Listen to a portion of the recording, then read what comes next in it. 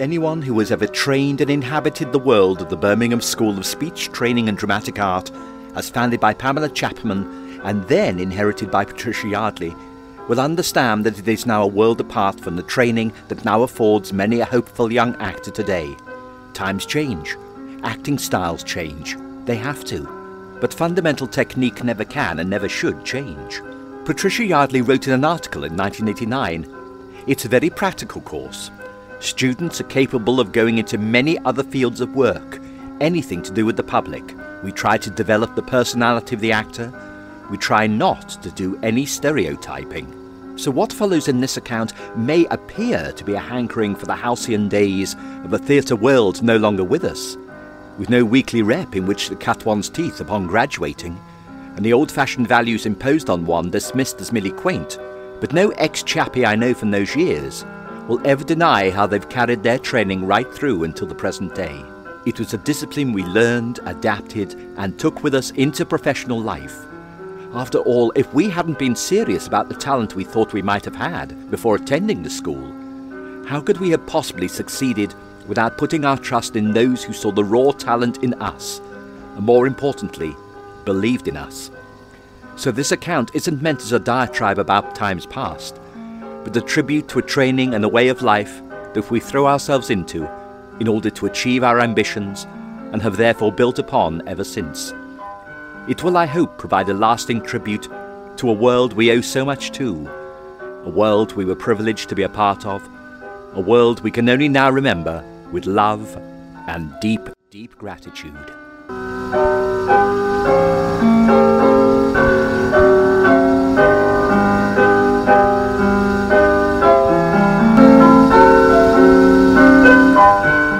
The Drama School Years, or 3 Years Under Patsy. Part 1. Humble Beginnings. Early 1989 was the turning point in my life. Looking back, I think I knew what career path I wanted to follow during a school production of The Card, the Hatch and Trent musical, 10 years previously. That show gave me the bug, and pretty badly too. You'd have thought my life was over on the last night, after only a 3-night run.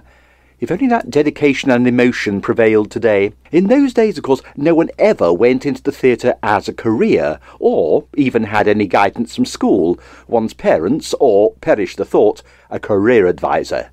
Nowadays, of course, it's quite different. As soon as a young person has a one-off on the karaoke, they're on the audition list for the X Factor.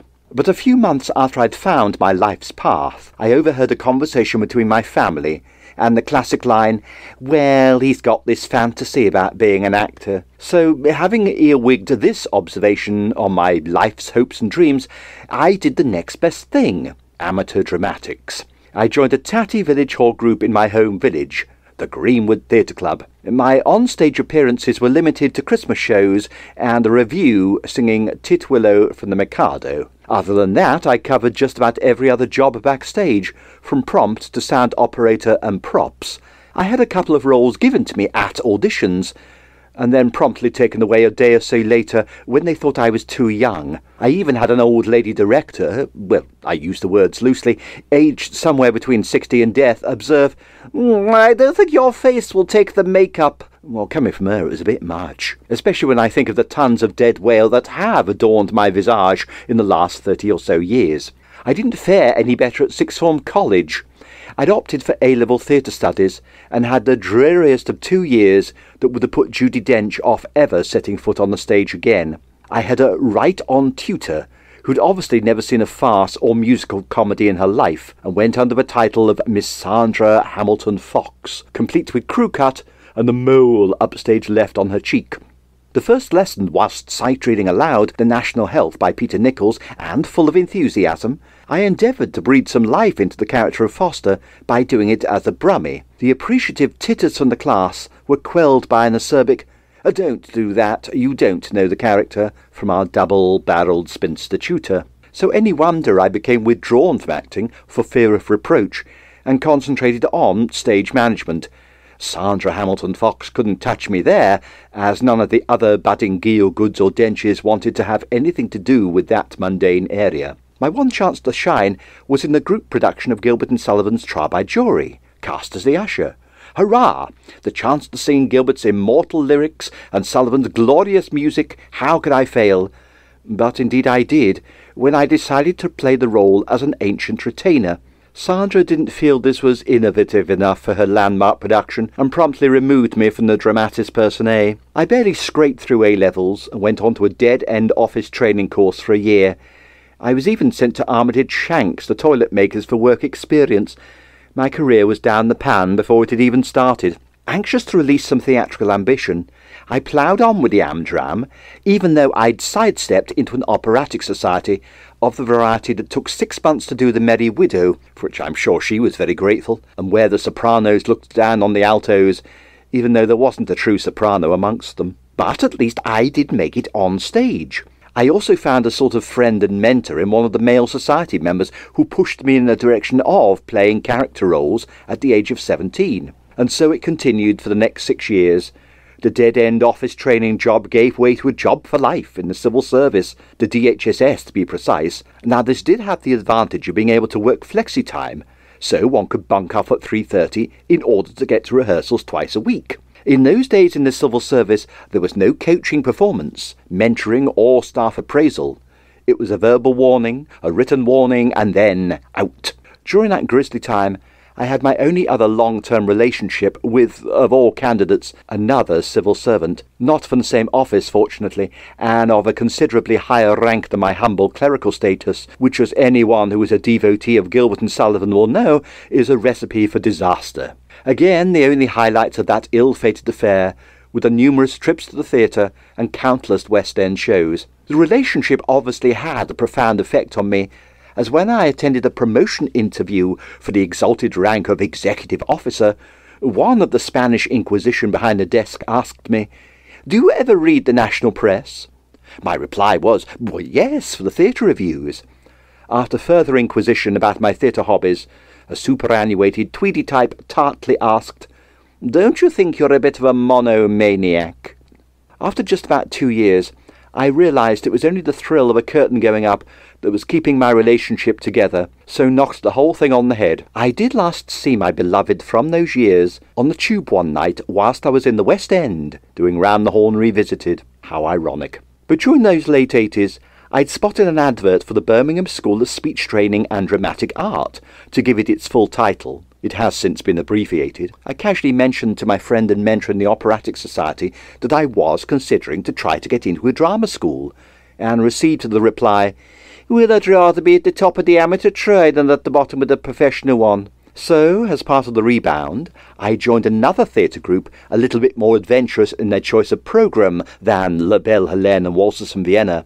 This group's highlights were West Side Story and Jesus Christ Superstar, but at least it was getting me out more and mixing with a younger peer group. Although of variable quality, the group was run by a language teacher from my old school, Pauline Brand, who encouraged everyone, and this made for a much happier atmosphere than the Operatic Society. I enjoyed my time with that group immensely, and Pauline even invited me back to the school to play Guy Masterson in Guys and Dolls, the first musical or even school play since that production of The Card in 1977. Over the first 4 months of 1989, I was involved in about 5 productions in one way or another, requiring early departure from the portals of the DHSS on practically every day. 3:30 and my clocking out card was in that slot. One of my work colleagues, probably the only other out and proud in those days, casually said, "Why are you wasting all this time on this extracurricular stuff when you could be doing this as a living?" The verb relating to the business may not have been entirely accurate. Those were some of the most thought-provoking and inspiring words I'd ever come across, and my mind was on overtime. I found the prospectus and thumbed through an old book, Careers in the Theatre, of which I must now have the only known copy. I found the main accredited drama schools, made phone calls, and had prospectus duly dispatched. It had to be said that the other drama schools had rather more plush and endearing prospectus than Birmingham School of Speech and Drama had in those days. So I looked at the options and training, and more importantly the fees. I was honestly of the opinion that I would have to pay for them all myself without any form of assistance from the local authority. However, I'd saved a little from the civil service incarceration and figured I'd be no worse off. So I duly applied to 5 drama schools: Mountview, Central, Birmingham, Webber Douglas and Bristol Old Vic. In those days the administration fee for auditions ranged from £10 to £15. The total of £70 was money well spent. That Easter, after giving my Simon's ear lotties in Jesus Christ Superstar, I buckled down to learn audition speeches. When the most dramatic role I'd played so far was Colonel Pickering in My Fair Lady, I was somewhat at a loss to find anything that was going to convince a drama school that I was the next Alec Guinness. However, thanks to one of those wonderful audition speech books where one doesn't actually have to read the play in order to ascertain the show-stopping speech, I came up with Dysart's speech from Equus and Malvolio's speech from Twelfth Night. As a spare, I stupidly prepared Terry Dennis from Privates on Parade, a camp old drag queen and 30 years my senior at the time. Within a few weeks, audition dates came through for all 5 drama schools, but how to get the time off from work at such short notice, and without arousing suspicion? But then, ironically, my dear parents came to the rescue. They'd obviously seen where my mind was spending most of its time, and that Dr. Theatre was not just a passing phase. After giving them a little reassurance, a case of the blind leading the blind, that I wasn't about to become a social outcast, they gave me their 100% support, and more importantly, told a few white lies so I could throw a sickie from work. And so on to the first drama school audition, Mountview Academy of Dramatic Art.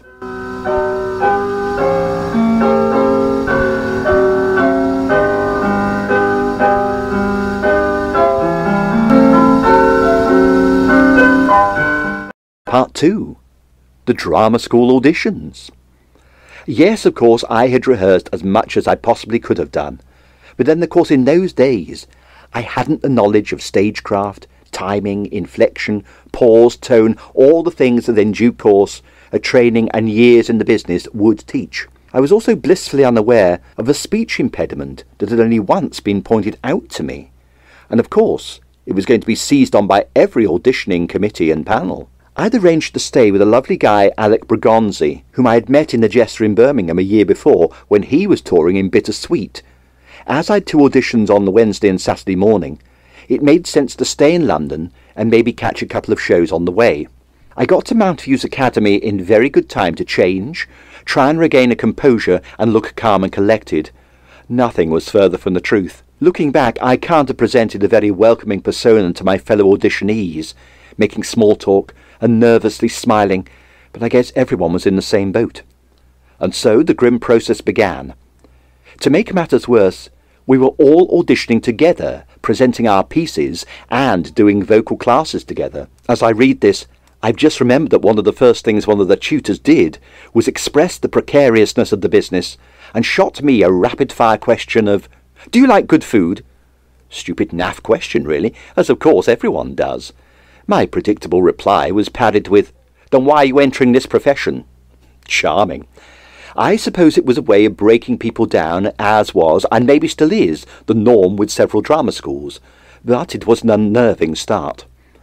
And so on to a voice warm-up, during which my impediment was seized on with jubilation by a female tutor. "Oh, I can hear that weak R there," she broadcast. Now this is quite a common complaint. Look at Jonathan Ross and the late Barbara Windsor. But this female tutor spelt it out quite graphically that the tongue wasn't working properly, and I suppose my fate was sealed there and then. And then on to presenting our pieces to the entire room. One lad had presented an excellent piece, well timed, well presented, which put the fear of God into the rest of the room. Another guy went to the loo before he was due on next, and then it was me, and in a split second I ditched Malvolio and Dysart and opted for Terry Dennis. Stupid, I know, but I suppose it was a comfort blanket. Looking back, I think my card was marked from thereafter. It was the late 80s after all. As we were coming out of the room, the lad who'd gone to the loo accidentally let a small brown bottle fall from his pocket, making it evident where his Dutch courage had come from. A novel way of auditioning, I suppose, sponsored by Rush. And on to singing, where I had to succeed surely. I'd opted for My Friends, the homage to the razors from Sondheim's Sweeney Todd. I'd even made a proper razor, and even though I'd never run through it with a pianist, I just used my instinct and timing from the recording. It actually worked, and I was allowed to finish with the final "At last my arm is complete again" line at the end. No comment was made, and on to the dreaded dancing. Years before, I had a lot of bad criticism from so-called friends saying I couldn't dance. Maybe not, but that stuck with me for a long time, until with time and perseverance, I developed what I could into a moves well format for my CV. And at the movement audition for Mount View, I put behind me all the negative comments and told myself that I could do this. I honestly thought it wasn't too bad. But again, no comment was made. And at the end of all this, an announcement was made that they wanted certain people to stay behind to see some more material. My name wasn't called, and as positive as I could be, I walked out knowing that the first cab off the rank had been a failure, and went off to console myself with an evening performance of chess at the Prince Edward Theatre. Over the next couple of days I explored London a bit more to really get to know it better than I did. I also caught productions of Hedda Gabler and Jubilee with Bill Owen at the National. On the Saturday I had an audition at Lambda, and on this occasion I made sure I gave them something a bit more demanding than the camp old Queen. I think they saw two pieces, the Shakespeare, Malvolio, and Equus Dysart. But again it was a very polite "thank you" as I left to console myself with a matinee of Brigadoon at the Victoria Palace before returning home. I seem to remember I had the standard rejection letters very soon afterwards. Over the next few weeks I worked on the next humiliating audition at the Central School of Speech and Drama. This time they had decreed the pieces they wanted to see. Two Shakespeare from a set list of options. I duly selected Cassius from Julius Caesar and Hamlet. On their criteria was the proviso that one may be called back the following day and should be available. I had arranged to stay with my dear friend Richard Heggart, as I usually did whenever I was up in London, but on this occasion he secretly guessed my plans. Central School, with its A4 red glossy brochure, was, and still is, based at Swiss Cottage in the Embassy Theatre and Buildings. I found it even more daunting than Mount View, but at least we didn't have to present pieces in front of everyone. I ran into the lad who'd been very good at the Mount View auditions, who told me he'd already been offered a place there. I often wonder if he's still in the business. Apart from that, hardly anyone spoke to each other, and it took ages to be seen, and even longer to be told the shortlist of those they wanted to re-interview the next day, of which, inevitably, my name was not included. Even more despondent, I went to Swiss Cottage to meet Richard. He kind of knew why I was in the Swiss Cottage area, and once home he guessed correctly. After all, his long-standing partner was an established actor, and Richard knew all too well what Swiss Cottage represented in the theatre world. He gave me his whole-hearted support, and understood why I had kept the news secret from mutual friends in Birmingham, who had told me they would rather be at the top of the amateur trade than at the bottom of the professional one.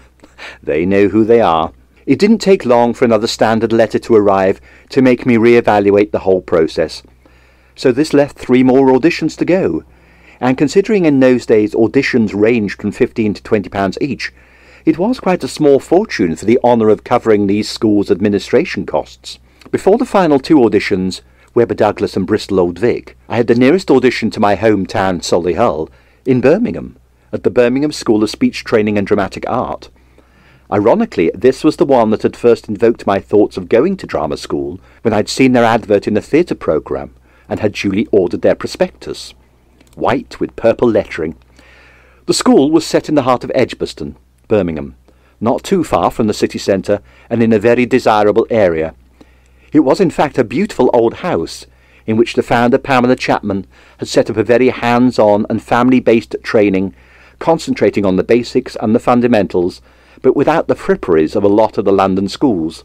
The audition took the form of the usual 2 speeches, Shakespeare and Modern, and I duly took along Terry Dennis, why, and a new piece in Romeo's death scene, even though I was nearly 23 at the time, an ageing star-crossed lover with prematurely receding hair. The audition was the most constructive of all the drama school processes, as if you were successful after the morning auditions, they put you through your paces in singing, dance, improvisation, sight reading, and a re-audition in front of the principal at the end of the day. You were marked on a score basis, which to this day I would love to read in hindsight, but at least it ensured that if you were slightly below average in one area, another strong point would pull you through. My audition was around 11 a.m. in the morning, and on arrival at the all-too-familiar facade, we were greeted by Carolyn Moore and Michelle McDade, who were runners for the day to ensure everything ran well, and also to offer us some good advice throughout the day.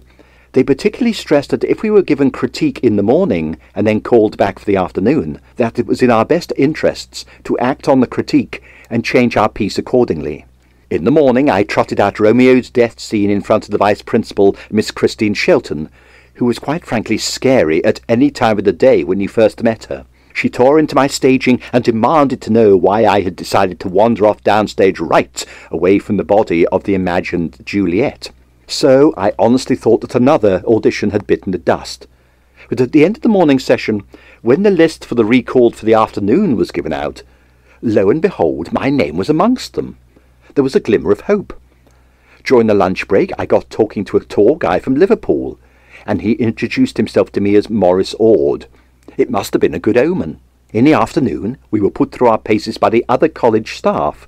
I think my first step was sight reading with one of the college's best directors, Larry Rue. Again, I had no experience of sight reading, and can't to this day remember what the piece was about, but Larry seemed keen to guide me through the process and explained the importance of sight reading as an audition tool for the future. The next stage was singing, and I duly trotted out my friends from Sweeney Todd to Chris Honer, who seemed very impressed. They then followed improvisation as a group and as an individual in the library with John Greenwood, the stage fight teacher. Not altogether a prize performance, but then not horrendously awful. Dance class followed with dear old Val Elliott, who really was one of the school's characters, and there were many. I tried my best, but very much doubt she thought I was going to be the next Michael Flatley. Even Morris, with whom I was attending the class, asked if I would move to one side to allow him room. We've since laughed about this incident a great deal. And then on to the meeting with the principal, Miss Patricia Yardley, and Miss Shelton again. Miss Shelton seemed far less scary when in the company of her senior, and having duly delivered Terry Dennis and Romeo, to which Miss Shelton remarked, "Much better. We had a very restless Romeo this morning." Things were looking up, and then the bombshell struck again. "We don't normally take anyone on with a speech impediment," remarked Miss Yardley. She asked if I was taking any lessons to correct it, and on a quick instinct I told her I was going to Louise Payne, a respected local speech and drama teacher. Miss Yardley seemed satisfied, but I made a mental note that I had better book a lesson with Mrs. Payne, just in case inquiries were made. And so ended my audition with Birmingham School of Speech and Drama. I remember it was a beautiful day in early May, really lovely, and I left with a lot more hope than Mount View, Lambda or Central had afforded. A week later, I had a letter from the school to say I was placed on the reserve list. Still, it was better than nothing. I duly rang Louise Payne and made an appointment to see her in Solihull. It was in fact her husband Kevin who saw me and listened to some of my audition pieces. He too agreed that there was a weak R that needed correction, but he said a wonderfully kind remark. "You're an unpolished diamond at the moment. You don't deserve that place at drama school," which may sound an inverted compliment, but I knew what he meant, and looking back, I wholeheartedly agree. As a final goodwill gesture, Kevin didn't even charge me a penny for the hour of good advice he had given. Sadly, it was only recently I learnt from Louise Payne via Facebook that her dear husband had passed away. But thank you, Kevin, for that good advice. That was the wake-up call I needed. My final two auditions took place during a very hectic week when I was performing in an amateur production of Orpheus in the Underworld as a roller skating Mercury. More about those roller skates later as the years roll on. It was probably just as well as my mind was preoccupied with getting back in time to waste time getting depressed about the auditions. Sod's law that there were two in 1 week. The first one on the Tuesday was for Bristol Old Vic, near Centre Point. Nothing extraordinary and no burning questions, just a curt "thank you." The second was for Webber Douglas. I think I did Shakespeare and maybe Equus, but once I'd finished, I was asked which part was the most demanding I had ever played. I could have kicked myself when I said Sky Masterson in Guys and Dolls. Why, oh, why didn't I lie and say Tamburlaine or something else suitably classical? Rejection letters followed from both, and I firmly resigned to put the whole thing behind me for a year. But looking back, fate was working overtime, and it decreed that 1989 was to be my year. I think it must have been mid-August on a fine summer's day at my desk of drudgery at the DHSS in Sheldon, Birmingham. At 2 o'clock my father rang me from home. There had been a phone call from the Birmingham School saying that there was now a place available and would I like it. I think I must have been very flippant in my behaviour that afternoon, as I told my supervisor and then went to see the section manager to hand in my resignation there and then. The secure job was at an end. With just over a month to go, I wasn't going to waste any more time. I can still remember my letter of resignation began with, "I am pleased to inform the department." There was no love lost there. Over the next month I assembled all the necessary equipment, clothing, books, makeup, according to the college list that was sent to us all. My dear parents assisted with the cost of a lot of it. They have always been there at important moments in my life. I also discovered that I was eligible for a full student grant from Solihull, whereas had I moved to Birmingham sooner, as I was planning on doing, I wouldn't have got a grant from Birmingham City Council for its very own drama school. It also turned out to be the last year of full grants before student loans were crept in. Yet another hand of fate was contriving to make this all happen at the right time. I left work 2 weeks before starting college in order to give me a refocus and get my head around what the next 3 years would hold in store. The DHSS gave me a good send-off and all parted amicably. And so that Monday in September 1989 dawned, and the first day of the rest of my life.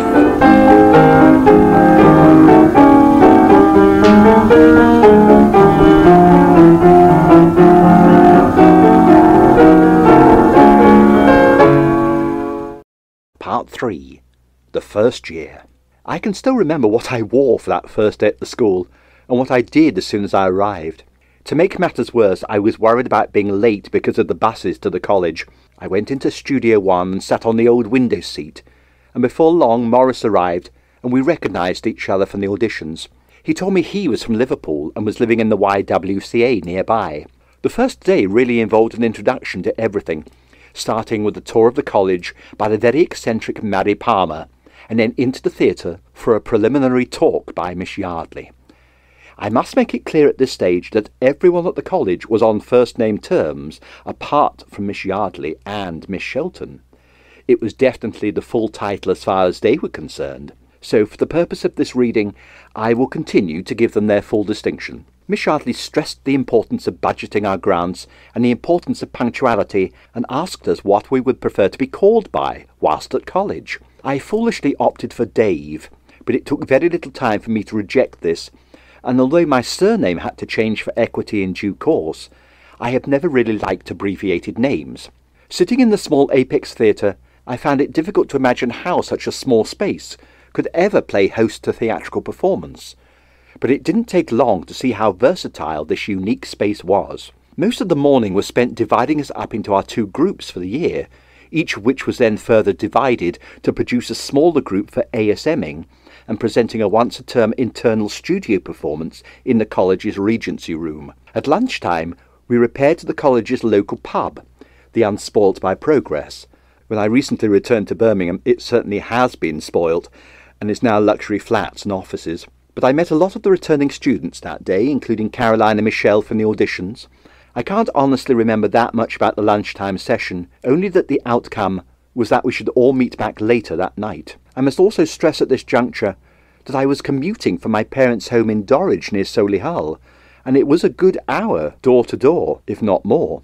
I wondered how long I could continue with this routine the more we got into college life and late nights with shows, etc. As it worked out, I lasted just 1 term, commuting from home. So that night I returned to the Unsport by Progress with the rest of the college for an evening drink, and Morris announced his intention of leaving after only 1 day. I don't think he really meant it, and maybe he needed the reassurance, as he had after all left a partner and family in Liverpool. Caroline Moore came to the rescue and persuaded him otherwise. She later retold me that story when I met her during the summer of 2014, out of the blue in Mould while I was on a hectic tour for Haven. So the next day the timetable started in earnest. I wish I'd kept all the timetables for reference, but I suppose I never thought I'd be writing about it in such detail all these years later. I think the first lesson that stuck in my mind was Improvisation with Julia Scott Rose, or Windsor as her stage name was. I can't say I warmed to her at first, if ever, as I always felt she had her favourites and enjoyed being idolised by some of the boys of the college. She obviously realised she wouldn't get that adoration from myself, and maybe that's why we never hit it off. Her improvisation classes started with what she used to call a quick crisscross, which involved stepping into an improvised situation at random and making a scene progress with whatever the previous actor in the frozen position was discovered in. I didn't grasp the concept at the very first lesson and felt highly embarrassed when I was stuck for words. I've never fully enjoyed improvisation at auditions or in lessons, and always feel it's done for the cheapest comedy effect, and only shows who can be as loud and outrageous as possible. Those who want a more truthful, subdued effect tend to get trodden on or just go along with the flow for a quiet life. Later on that term, we had a particularly uncalled for lesson which was supposed to break down inhibitions. It had all come about from a rehearsal with Larry Rue for our Regency Room production of Shirley by Andrea Dunbar, when we weren't intimate enough in a drunk scene, even though there was no time to get intimate with a lot of stage business involving glue sniffing, as I recall. Julia made the entire class kiss each other in various degrees of intimacy. It was all rather pointless, as it's all down to the performers to trust each other and make it work, not put on a floor show for an entire class. It had the opposite effect on me and made me even more nervous, especially when a couple of the lads started putting their oar in and showing how it's done. I thought about this banal lesson 20 years later, whilst doing the Titfield Thunderbolt, when we didn't even need to rehearse to throw our arms round each other in a passionate embrace. We just did it. It was, however, with sadness that I spotted Julia's name in the Equity Memoriam section of the magazine many years later, and after a few inquiries by Sarah Jane Derrick and Sue Earnshaw, it proved to be the news that Julia had succumbed to breast cancer. The tributes from all the school's past pupils was very moving, and showed she was well thought of and respected.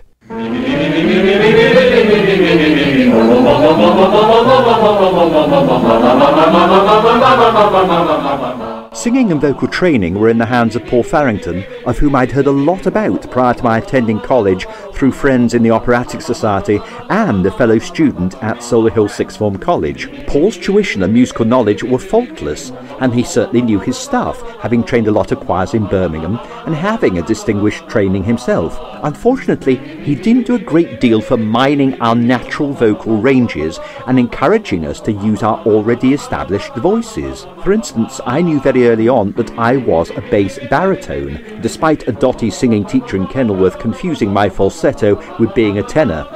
She gladly accepted the money though, and having found my niche and range, it would have been helpful to have it expanded and built upon with that experience.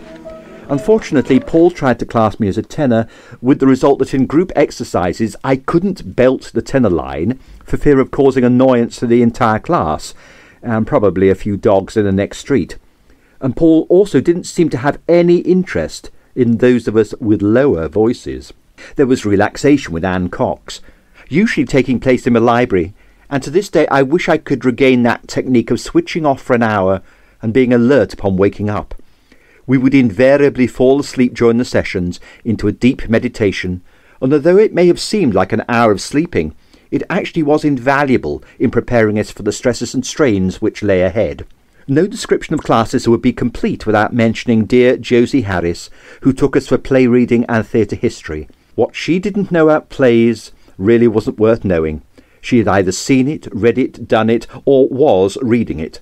Her knowledge was encyclopedic, and although she was relatively frail, she never gave us less than an absorbing lesson and inspired us to research and read. It was very sad that the early onset of Parkinson's caused an ongoing tremble. There was characterisation with Ron Williams, a gently spoken Welshman who on the first lesson got us running round the garden to experience the feeling of physical exertion. In fact, his lessons were very thought-provoking, and there was never a right or wrong decision as long as the possibility of a characterisation had been thought of. We never saw him lose his composure. He had the calm and understanding of a psychiatrist.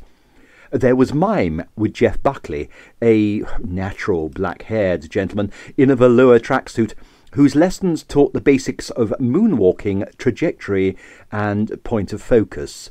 "It's there," was the oft-repeated reply in his classes, as we fought to find a fixed point in our focus that made a hand gesture convey stick manipulation to an easily convinced audience. He also had a propensity for showing the female members of the class how to move their pelvis in isolation using the hands-on approach. Now, looking back, Jeff did teach us the basics of mime, but the only things that I picked up over 3 years was how to mime lifting heavy rocks for our extract from Bent in the final showcase, and static walking that I put to good use in Arabian Nights at the Midland Arts Centre in 1995. There was dance with dear old Val Elliott, who had the patience of a saint with some of us, myself included. Her classes included everything from ballet to jive, not studied in depth, but enough to get us all moving, even if coordination left a lot to be desired with some of us. She was always ready to encourage and have a laugh, even when the odds of us becoming Nijinsky's must have been an impossible dream. Hot on her heels was Shirley, who gave us basic tap lessons with the same degree of hope and fortitude, as at lunchtime's extra class she often had a cigarette protruding. Television classes were given by Ian Stewart, and with the college's limited black and white cameras, they were limited in their achievement. I don't think any of us picked up anything other than how to move to marks, not to blink, and to love ourselves on camera. Fencing lessons were taken by John Greenwood, the school's fight director, and even though John was a superb fight director, he never managed to convey the rudiments of fencing to half of us. His stage combat classes were excellent, as he taught us how to fall, take punches, imitate the nap, which is the noise of a physical blow, and indeed one of the best stage fights I have ever seen was his staging in our third-year production of The 15 Streets with John Campling and Richard Opie. To this day I can still recall how frighteningly real it looked, even from the wings. But alas, fencing just eluded me, probably because of the uncertainty of it all. I've always preferred staging something rather than the thrill of the unknown, which is what fencing is all about. I don't think John was particularly impressed with my referring to the masks and protective jackets as hats and blouses either. There was a bizarre lesson labelled Dramatic Movement, with an ex-Army PT instructor, Peter Richards, and the lessons took the form of a lot of uncomfortable floor work designed to promote endurance and stability. One of his favourite exercises involved clenching one's buttocks and lifting the lower half of the body off the floor whilst laying down, appropriately labelled Squeeze Your Lemons. I'm sure it also promoted a lot of lower back pain and posture problems, but who are we to compare when the army approach seems to have been adopted for drama students of all shapes and sizes? Sight reading and Alexander technique were in the capable hands of Pat Oddy, a delightfully eccentric lady with large eyes, penetrating stare, and a keen sense of humour. She very quickly recognised my love of Gilbert and Sullivan patter, and everything that would otherwise have defeated someone with a speech defect, as I knew I had in those days. All the time she encouraged, advised about tongue exercises, and advised me to seek advice from Christine Shelton, the formidable vice-principal. I sought an audience with the great lady herself after assembly one day, and was granted an audience in the inner sanctum, in fact the college inner sanctum, the kitchen. Chrissy greeted me as a camel would have welcomed an Englishman, and proceeded to investigate my tongue. She asked if I could perform her party trick of curling the tongue up at each side to produce a ridge in the middle, much as a viper might. I regretfully admitted that I couldn't, and I was dismissed with the advice that only tongue-strengthening exercises would allow me to aspire to her dexterity in the tongue department. It therefore befell to one of the best directors in the college, Brian Shelton, to teach me how to overcome this inherent deformity in my articulation, and his teaching was as simple as falling off a log, and concluded that it wasn't being unable to produce a correct R, but never having been taught to from childhood, or ever being corrected. He gave me the simple exercise of making an American drawl sound with the syllable zhur, and told me to be aware of where the tongue curled into the roof of the mouth, and to make a mental image of it. Brian then told me to remove the J consonant and use the same technique to produce the correct tongue placement. And it worked. Pure and simple. He told me I'd have to think about it for the rest of my life, but that with time and practice it would become second nature and subconscious. And sure enough, it did. Over the years, with just a simple exercise and the mental aid, it cured one of the most common speech defects known to man. So what's your excuse, Jonathan Ross? And let it be a comfort to anyone who has ever had a similar malady, It can always be rectified. Well, look at Eliza Doolittle, for heaven's sake. I was lucky as well that in the first term, Brian had cast most of the boys in our group in one of his third-year shows. Brian always directed the period drama, albeit Restoration, Jacobean, Shakespearean, whatever, all performed in, by his own admission, the same shitty brown rack road set, consisting of 2 doors either side, and usually sliding doors at the back. Brian was a master at direction of the oft-neglected pieces, having been director at Piglockary for many years, and whereas most of us hadn't a clue about what the plot of these forgotten classics were, Brian spelt it out perfectly for us, to the extent of giving us the perfect stress on a syllable. Intonation and expression were handed to us on a plate. The classic in our case was Middleton and Decker's The Roaring Girl. I was cast as Greenwit, one of the lesser men about town, and one scene involved us smoking pipes. Having never smoked before, I had a lesson from one of my fellow cast members with the clay pipes and the rather heady herbal tobacco that had been purchased. It tasted revolting, and my pipe was always going out because of my inability to suck and blow in equal measure. It must be remembered that we were still in the era of smoking on stage being the norm, and the vast majority of the pupils smoked as a matter of course, plus some of the tutors and directors in rehearsals. We were very lucky in the first and second years at the school in that we were ASMing for the years above us, and often played smaller parts. As first years, we didn't actually do main house or public performances, but these stage management duties enabled us to get valuable experience in the theatre very early on. If one wasn't cast, there were still the jobs of sound and lighting and props to sort out, all invaluable to one's appreciation of the business. A stage management course had recently been formed, but it was still in its embryonic stage, meaning that we got our full share of main house acting roles in our first year. A week of ASMing meant that we didn't attend any other classes and gave our full focus to the show on which we were involved, painting, setting up, in fact everything that a repertory company would expect one to do. They were busy weeks and long days, but no more than one comes to expect on any professional show, and considering the first job any of us were likely to get was an ASM once we left, it was an invaluable training. I had been involved with a local operatic society before I attended the college, and had written to Miss Yardley to ask if I may complete a run of Annie Get Your Gun 2 weeks before Roaring Girl. My request was granted, but I wish I hadn't had to do it, as within a couple of weeks I was firmly in the mode of the Provisional. The college was like that.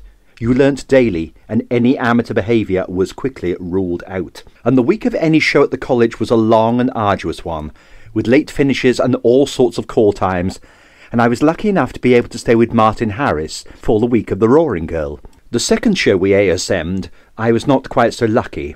I was offered the floor of other cast members of Mary Barnes, the show on which we were engaged, a hard-hitting piece by David Edgar concerning the journey through schizophrenia of the protagonist. The nightly gathering of the substance imbibers was enough to make me realise that I would have to move nearer to the school, and hence my leaving home, as it turned out, for good. And not a bad thing. I'd been trying to get a flat a few years before, but given up the idea during a failed relationship. I did, however, have the furniture amassed to furnish a small flat when the need arose. But back to Mary Barnes.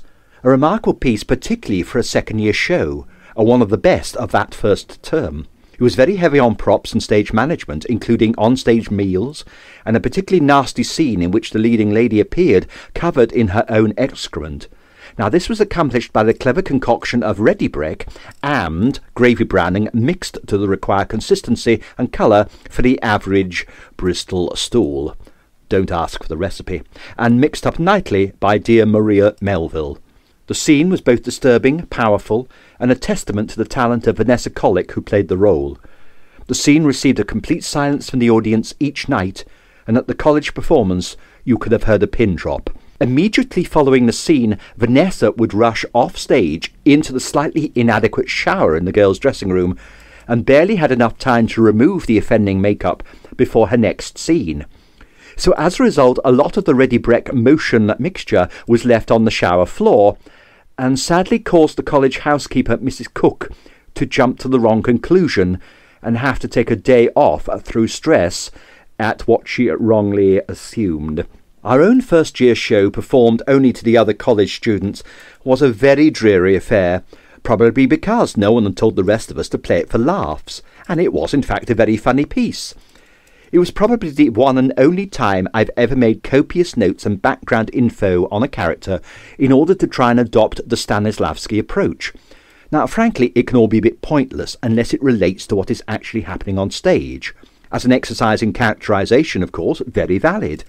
But I've always been of the opinion that with limited time, in the case of most productions, it's a case of get it on its feet and worry about the incidentals later. It didn't help either that the couple in the group were a bit shaky on lines. Yes, you know who you are. And in the dress rehearsal, in the Regency room with no sets, no lights, well, no nothing basically, one of our number cut most of a two-way conversation scene. The scene was set in the prison visiting room, and when the cast member's lines deluded him and Nemesis descended, there was an awkward pause, and he said, "I'd like to go back to my cell now." I was so stunned by the cut, drifting off into my own little world at the back with the prospect of another page, that I added insult to injury by saying, "You've another 5 minutes." Lesson 1. If someone dries, help them out. It could and will happen to you one day. Larry, our director, was far from happy at the notes afterwards and gave us a lecture on who he felt safe with in the cast.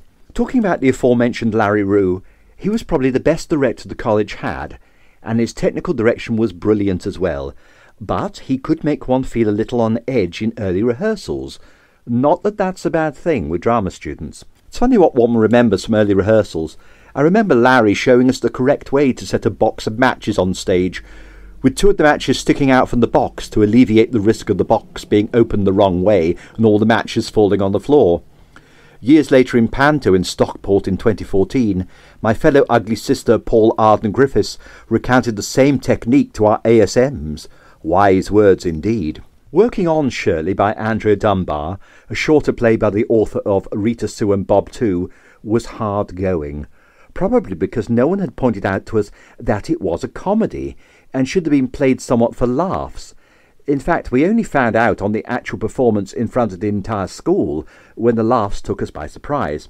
It was also confusing that 2 actresses were playing the lead role of Shirley, but this was explained by Larry prior to our showcase. As it turned out, it was one of the most riotous of Regency Room showcases that term, probably because we were all playing it in earnest and not for laughs. So when the laughs came, they were huge and somewhat overwhelming. Had we all had the experience of comedy that we doubtless now have, we'd have timed the lines a lot better.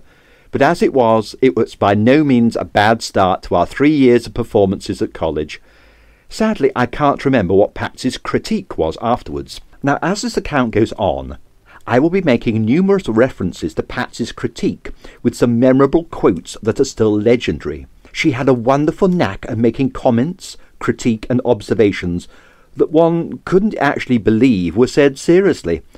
For instance, the morning after our first year welcome party, we had voice production with Patsy, who took a look at my forehead and announced, "Now, you've got a blockage, dear. Up here I can see it. But take garlic and it'll cure it. And if you take the odourless ones, dear, no one will ever know."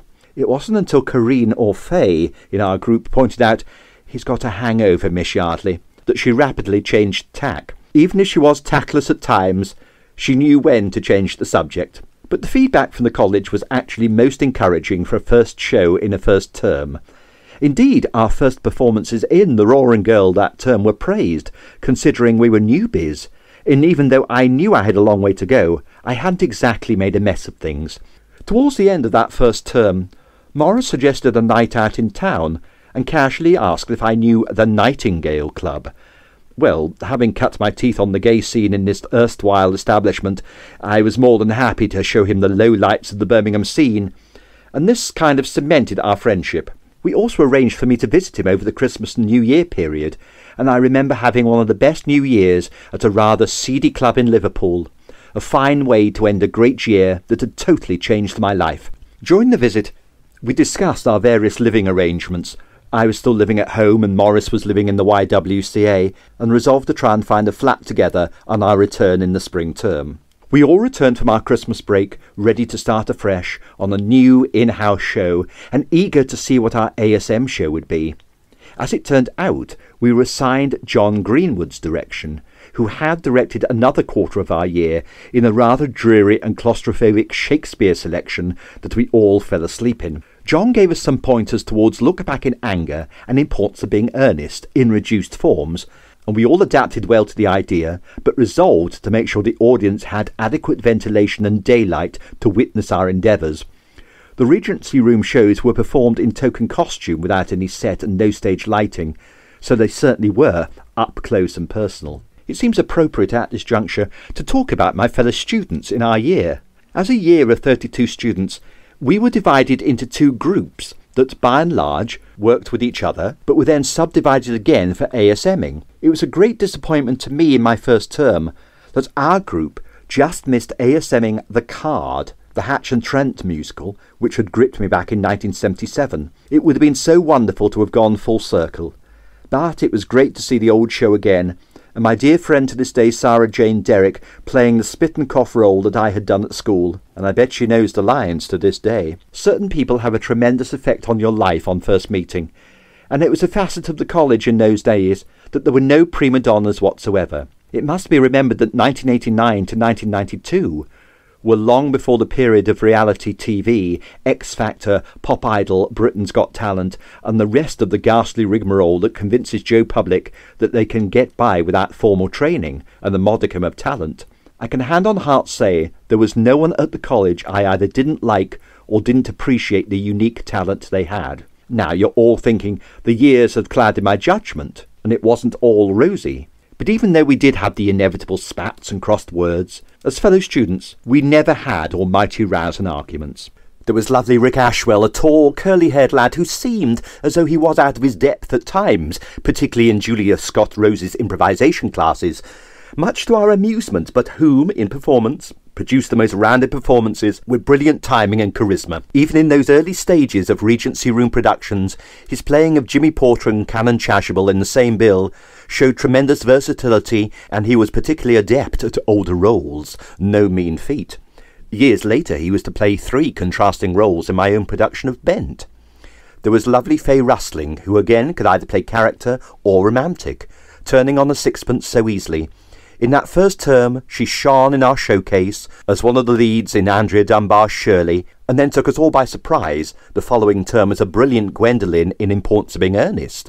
And then, the term after that, true to character form, my Aunt Ada in Strippers. She had the knack of finding the laughs in the script, and for me her versatility to switch from Duchess of Berwick to Mary in Our Country's Good, to another Mary in 15 Streets, and demonstrate stand-up comedy in the Caucasian Chalk Circle was mesmerising. We had some excellent character actors, particularly in the form of Sue Wolfson, who never got the recognition she deserved, but who turned every role into a comic gem. Cast in a small role in Our Country's Good, she ended up in every main scene, and often she stole the scene with just being there. She was almost like a Madge character to Barry Humphries, which takes some doing to get it right. And one of our first-year subgroup, Martin Harris, didn't join us until the second week of term, but certainly had no problem in fitting in immediately, and again became a fine character actor, a very good friend, in one whom could confide in when needs be. Corinne Britton was a lovely actress, whom sadly we seem to have all lost touch with, but sincere, truthful in performance, and again always giving of her best. She was invariably double cast, which means 2 casts playing the same role, so everybody got a crack at the main one, with Maria Melville. But they were very different actresses, and Corinne could portray the innocence of Cicely Cardew one minute, and then a hard-bitten con in Our Country's Good the next. Again, probably not shown off to her best in the run of casting, but a kind and supportive member of our group from day one. Lisa Roberts was probably the revelation to myself, in that again she wasn't given the chances she deserved in the early stages, but by golly, when she got the bit between her teeth in roles like Our Country's Good and the Caucasian Chalk Circle, she showed her versatility. Her final performance in Time in the Conways years later was beautifully balanced and incredibly moving, and to this day, having since performed that play in rep and on tour, her performance shone out from those years. Sue Lees, later Sue Earnshaw and now Sue Gilbrook, was, is, and I have no doubt will always be a breath of fresh air, a joy to work with and a wicked sense of humour. My favourite moment, however, was when she lost her rag after having the Pete Richards mantra drummed into us yet again, and gave an impromptu skit of the man in full volume. "You have to eat, drink and shit theatre!" only to find the tutor himself had witnessed the whole spectacle. Well, at least the performance was from the heart and truthful. It is now time to pay tribute to one of the most outstanding personalities in our group, and it will always give us energy, encouragement and inspiration. Maria Melville was a Birmingham-based girl, married, and had a connection through the college through evening classes. I will always remember her lovely smile and infectious laugh, and I can't remember seeing her at a low point, apart from a few times when casting left us all a bit numb. She was always at the forefront of improvisation class, dance and general discussion, and when involved in production or Regency Room shows, she gave her all. I like to think we all pulled the show together with props and bits of costume for those early shows, but Maria really did organise us all. She assiduously assigned herself to sound and lighting in our first 2 terms, ASMing and playing a memorable mother in our first term showcase, even when she had a pint of lager chucked at her within the play. She played the rest of the next 15 minutes with fortitude and a soggy bosom. Throughout our time at college, she continued to be a support for everyone around her. She received a savage blow at the hand of director Brian Shelton after our second-year production of Lady Windermere's Fan, very uncalled for, and the director of Brian's calibre should have known better. But, true to form, Maria picked herself up, dusted herself down, and started all over again. She approached me about getting our equity cards together, and even though I couldn't tell her I was already on the path concerning a hopeless and hysterical drag act, we spent a lot of time preparing songs and discussing a Shakespeare theatre and education option. She played some memorable roles, particularly Mrs. Erlin in Lady Windermere's Fan, and Dabby in Our Country's Good. Essentially a character actor like myself, I know she often got frustrated in not being given the chance in a lead part, but that was what the college drummed into us. We were cast to type, and like it or hate it, it guided us in what we would ultimately be cast as in the profession. It gave me the confidence to mind my character side.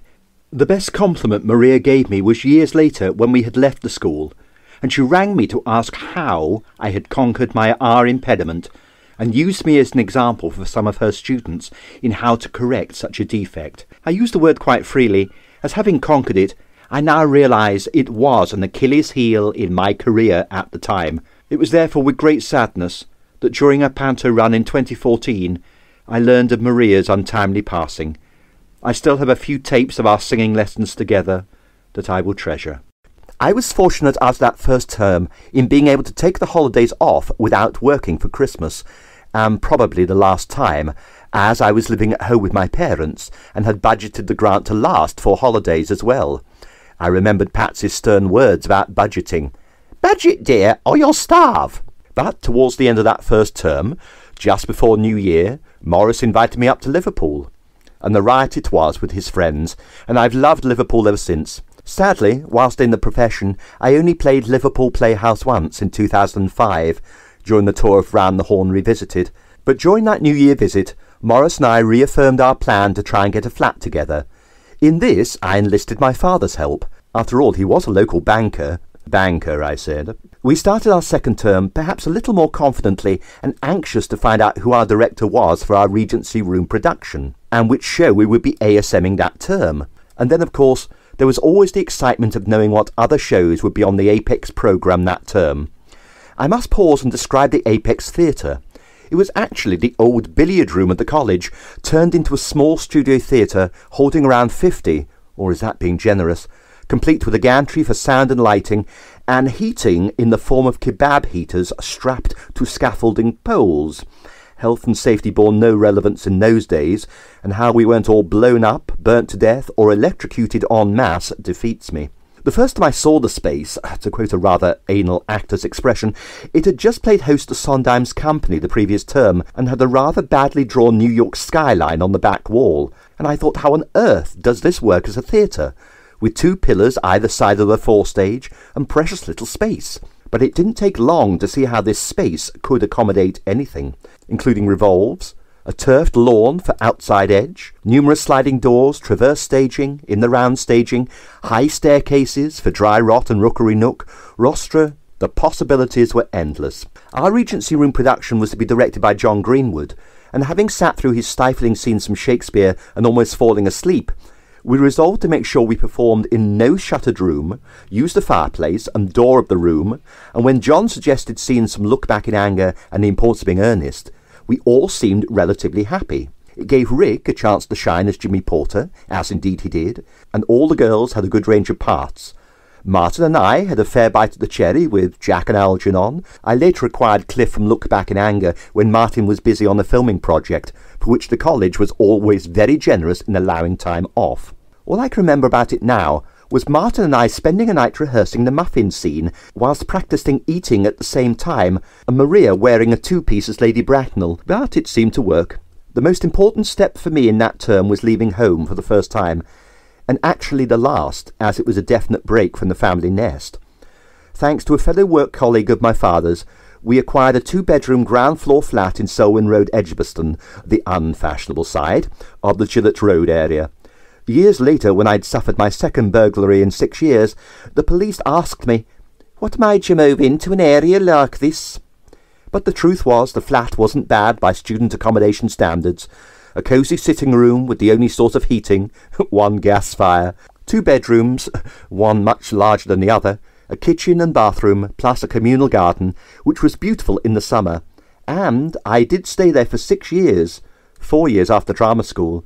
And if it hadn't been for my partner since 1995 suggesting he should move up to live with me, I might have lived there a lot longer, or indeed until this day. With the furniture and basic utensils I'd acquired whilst living at home, we actually had a rather nice pad between us. And for me, if not Morris, it was the move I'd been looking for. Morris very generously gave me the bigger room, as he would be away during holidays, and we tentatively agreed to swap at some stage, but that never happened. And years later we rehearsed all our shows for Theatre Compound in that living room, as it was exactly the same dimensions as the small hexagon theatre at the Midland Arts Centre, where we worked for over 2 years on our own productions. We rather became the envy of the college due to the apparent cosy surroundings and the plentiful supply of my mother's homemade wine that she shipped over by the boxful. Well, it certainly travelled well. Peach, elderberry, elderflower, hedgerow being great favourites. The truth actually was that during the winter the flat was freezing, and apart from the living room and kitchen, we shivered at the best of times. But at £200 a month each in 1990, it was a little snip, and as it was owned by a church housing association, we had a kind and supportive landlord.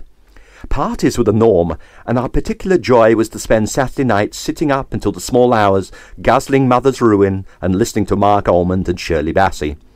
In short, we became a regular drop-in for friends living locally.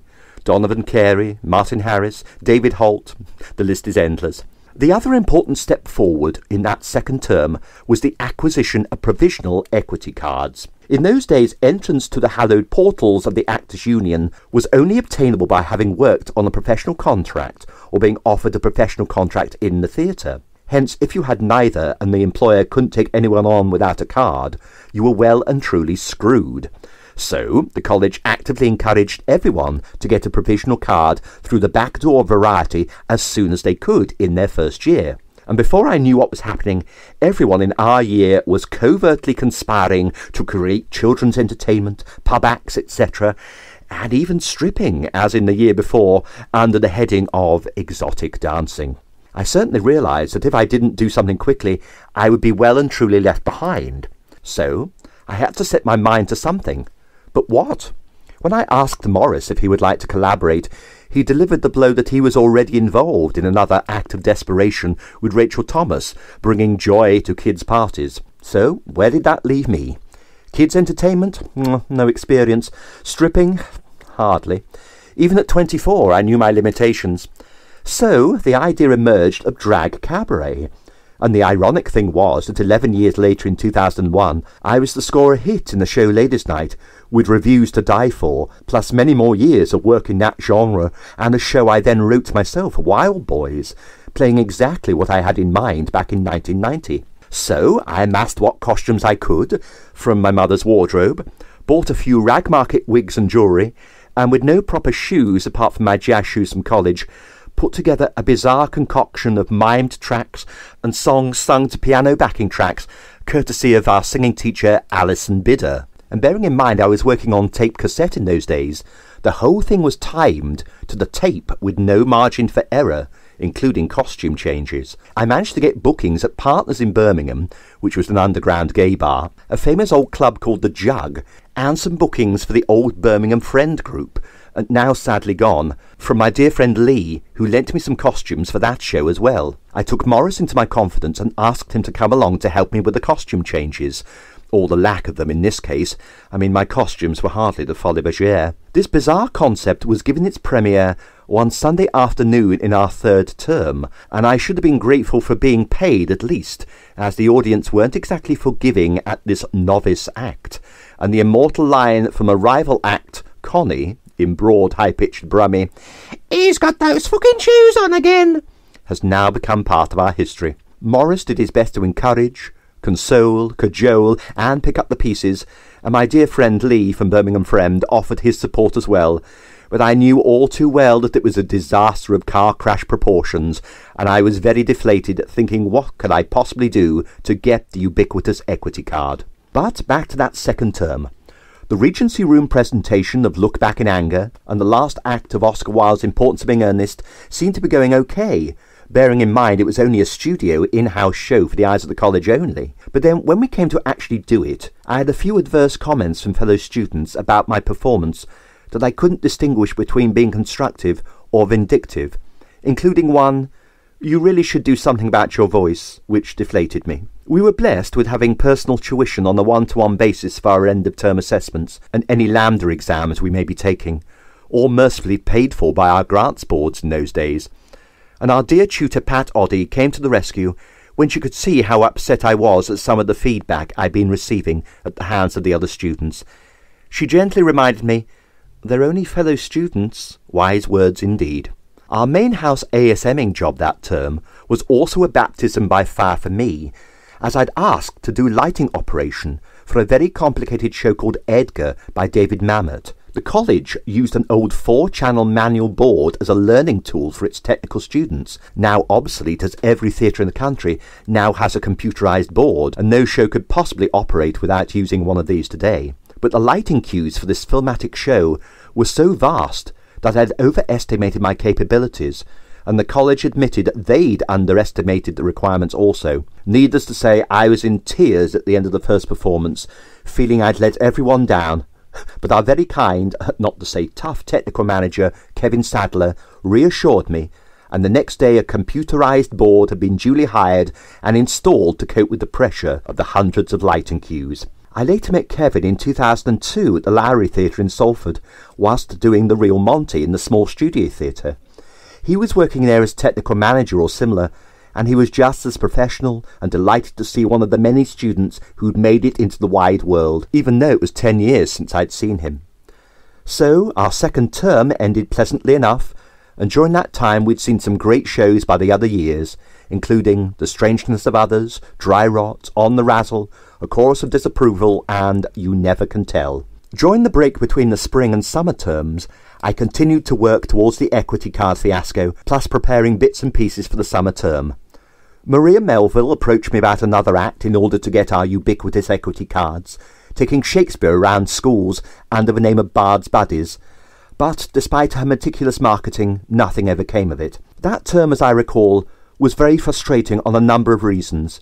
Everyone else seemed to be well ahead with getting their equity cards, including Morris and Rachel, openly bragging about it, and I was deeply conscious of the fact that Julia Scott-Rose was on the local equity committee and could well be called upon to visit my sad little act in its less than glamorous surroundings of Birmingham's gay scene. I'd amassed quite a few contracts, and of course in those days for equity you had to have a minimum of past, current and future contracts. The Birmingham Friend organisation helped me out considerably by giving me some bookings to do hinge and bracket spots with my friend Lee, and various amateur concert groups had given me contracts for guest professional singer, but it all still hung in the balance. Julia Scott-Rose, or Windsor, certainly had her favourites, and she liked her appeal to the male students. I suppose I was on a loser there on both counts. I had foolishly chosen a speech from Timon of Athens for a third-year assessment. The end-of-term assessments were what kept the grants boards happy, plus giving us a goal to work towards, as well as our own studio shows. Admittedly, this bizarre scene of Shakespeare digging for gold and not finding anything Trust the bard to write a soliloquy about that was pretty uninspiring and turgid. But Julia had a field day with me. "I don't believe you," was her stock comment. This stemmed from her improvisation classes, where she would ring a bell if she felt you weren't giving a truthful performance. I suppose I should have got an electric bell to save her wrist the strain.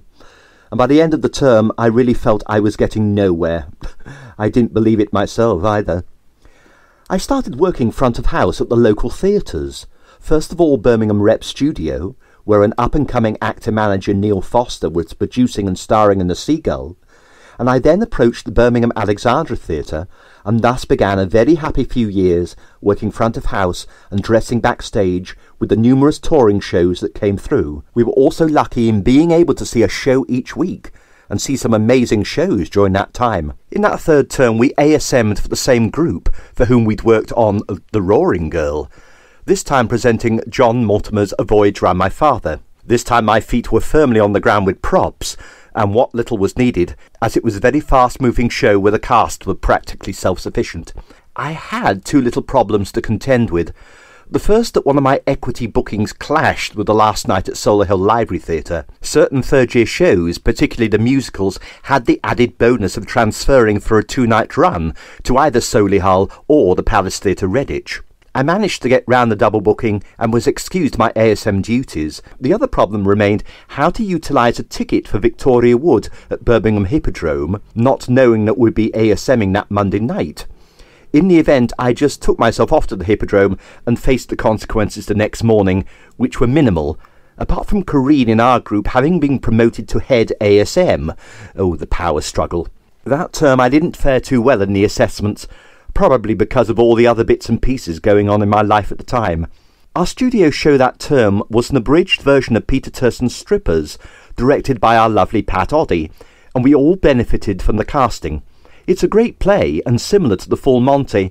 The title is irrelevant compared to the issues of unemployment and social neglect. Ironic that I was to end up in a similar show, Ladies' Night, 11 years later. A few encouraging comments from my fellow students helped restore faith in my first year, but it was all dominated by the equity card conundrum. Ironically today, a graduate card is given to all drama school graduates of a recognised school, but then it was very different.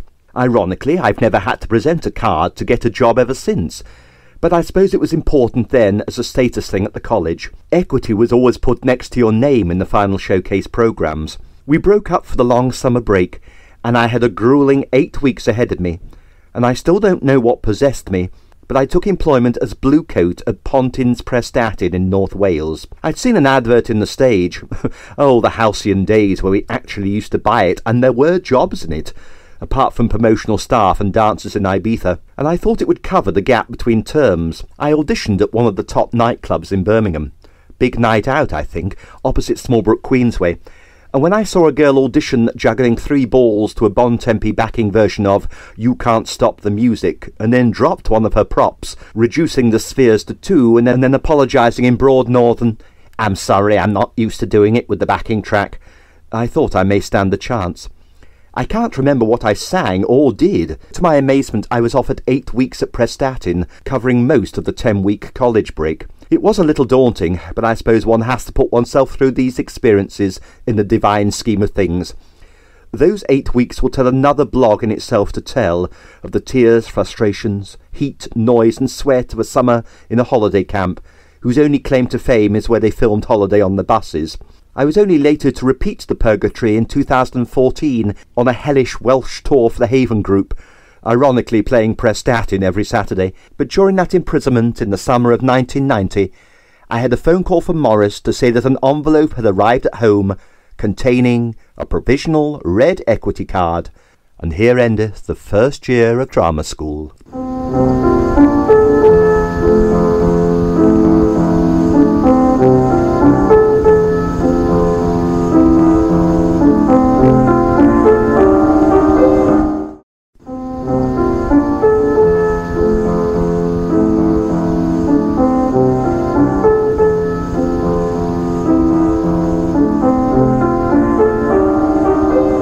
Part 4.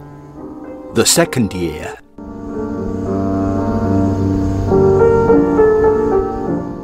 So, after surviving a holiday camp and a restful few days in Wales with my parents, followed by a few treats of theatre tickets for myself, Miss Saigon and Les Miserables, I think, I was ready to face the new academic year. And we all arrived eager to start on a new year, which would include singing tuition and assessments, the dreaded pole competition, and a show per term in the main house theatre, the Apex, even though some of us had played an ASM'd in the first year. Our group was the same as the previous year, but this time we weren't split up into subgroups. All 16 of us were together, which meant we were able to get to know the other half of our group that we hitherto hadn't had performance experience with. On the first afternoon we all met back, we began with years 1 and 2, as we now were, meeting in the theatre, and the resume of who had acquired their equity cards. Of course, I was privileged to be in that coveted position, and there were a few raised eyebrows when the list was read out. Not that it means a thing these days. Graduates automatically are given a card upon graduation with which to face unemployment like the rest of us. We also discovered what our main house show would be and who would be directing us. In our case, it was the King of Farce, John Greenwood, but this time directing Oscar Wilde's Lady Windermere's Fan. I suppose being our first proper main house show, we were all wanting to shine and have a cracking good part to start off with. When it came to the auditions, I was pleased to have sailed off with the role of Lord Windermere, but as we were all double cast, so everyone had a fair crack at the whip, I was cast in the secondary role of Parker, the Wildian-type butler, of whom there are many. In hindsight, I should have kept up my pre-drama school niche of character roles. But I was only 24, let's face it, not quite over the theatrical hill not to at least attempt a juvenile lead. After all, I had seen Simon Cadell play Hamlet at Birmingham Rep in his 40s. But again, we were in that hallowed institution to learn, make mistakes, push ourselves to the limit, fall flat on our faces, or any other part of our anatomy, pick ourselves up, dust ourselves off, and start all over again. So rehearsal started for Lady Windermere's Fan, and looking back, I can clearly see that I didn't have the classical maturity and clarity of diction required. We all gave it our best shot, but to be fair to John Greenwood, he really was of the learn the lines and don't get stuck behind the furniture school of direction. Interesting that John was rather disparaging of the repertory system at times. If we had been directed by Brian Shelton in this Oscar Wilde classic, who knows what Gielguds we could have become. But the upshot was, very early on, with comments like John like, "I don't believe that you and Lady Windermere are a married couple," only added to my anxiety. I can't say it did much for my fellow Lady Windermere, Sarah Jane Derrick, née Smith, when on one rehearsal she was so nervous she sat the wrong end of the sofa, forcing me to have to goose myself on the very thin arm of the end I should have been sitting on. It was all rather shoddy in any case, and this became evident on the technical and dress rehearsals. The Apex Theatre was amazing in that every time you walked into the space, it had been transformed, and no 2 weeks were the same. On this occasion, the audience entered the theatre through the same double doors of the Windermere's fashionable house. All very nice, unless you had latecomers. On opening night, poor old Sue Lees, as the second Lady Windermere, had the embarrassment of an audience member on crutches, late back from the loo, making her own entrance in Act 3. I just hope she got the laugh she deserved. We also had the college audience to contend with on the Friday afternoon. Unfortunately, James Lorne, playing the double role cast of Mr. Hopper, decided to rise to the occasion and play his mild-mannered Australian as nothing short of Sir Les Patterson, receiving doubtful looks from Lady Windermere and a severe reprimand during the interval from our director. Mercifully, I was happily ensconced in the butler's persona at this college performance. For a 5-performance run and only getting a crack at the main role for 2 performances, it didn't bode well. For one reason or another, I wasn't present at Patsy's group critique, which were always frightening, hysterical, and thought-provoking at one and the same time. But having been granted a private audience with Patsy in her inner sanctum afterwards, her critique was as followed. "Well, I thought your butler was wonderful, dear. If you ever decide to give it all up and become a butler, I know a wonderful school. But your Lord Windermere was just David saying a load of lines, and that's coming from the horse's mouth."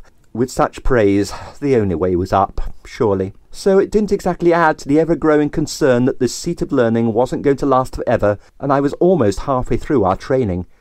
But at least the precious equity card had been procured, and those of us with the coveted cards were all gamely employed by Barbara Plant at Central Television as extras. Well, sorry, supporting artists. So, with our student grants, a couple of nights from front of house at the Alexandra Theatre, and the work from Central Television, I was rather better off than I had been when enduring the menial drudgery of the civil service. Classes progressed as normal. The diction began to go in through osmosis, and slowly but surely, my speech impediment was eradicated. There was one amusing anecdote from the end of that term. A certain Gina Peach, it's a true name, I assure you, had become what would now be described as attention deficit syndrome. But in those days she was a fellow student who made up stories to make herself more interesting to others. This performance was so convincing that she persuaded fellow students that open West End auditions were taking place, and wasted their time and money in attending them, and conned various others into believing her bizarre fantasies. She was to be found out right rapidly and left under a cloud. To cleanse the college of her presence, a few students hung an effigy of her from the library fire escape, all very tasteless but wonderfully cathartic, and her sudden departure did give the actress sharing a role in her group's restoration comedy the chance to play all 5 performances. Other highlights that term included the third-year production of Camelot, which was highly amusing due to a dodgy set and some dodgy direction, and I'm afraid there was a distinct mocking atmosphere at the college performance on the last day of term. So endeth Year 2, Term 1. Hardly a Hogwarts plot, but some amusing, scary moments nonetheless. And so, second year, second term. The second term was certainly well planned, show-wise, as all the costumes seemed to be doing double service, because there was a distinct emphasis on restoration comedy. I was coerced into DSMing Love for Brian Shelton's third-year production.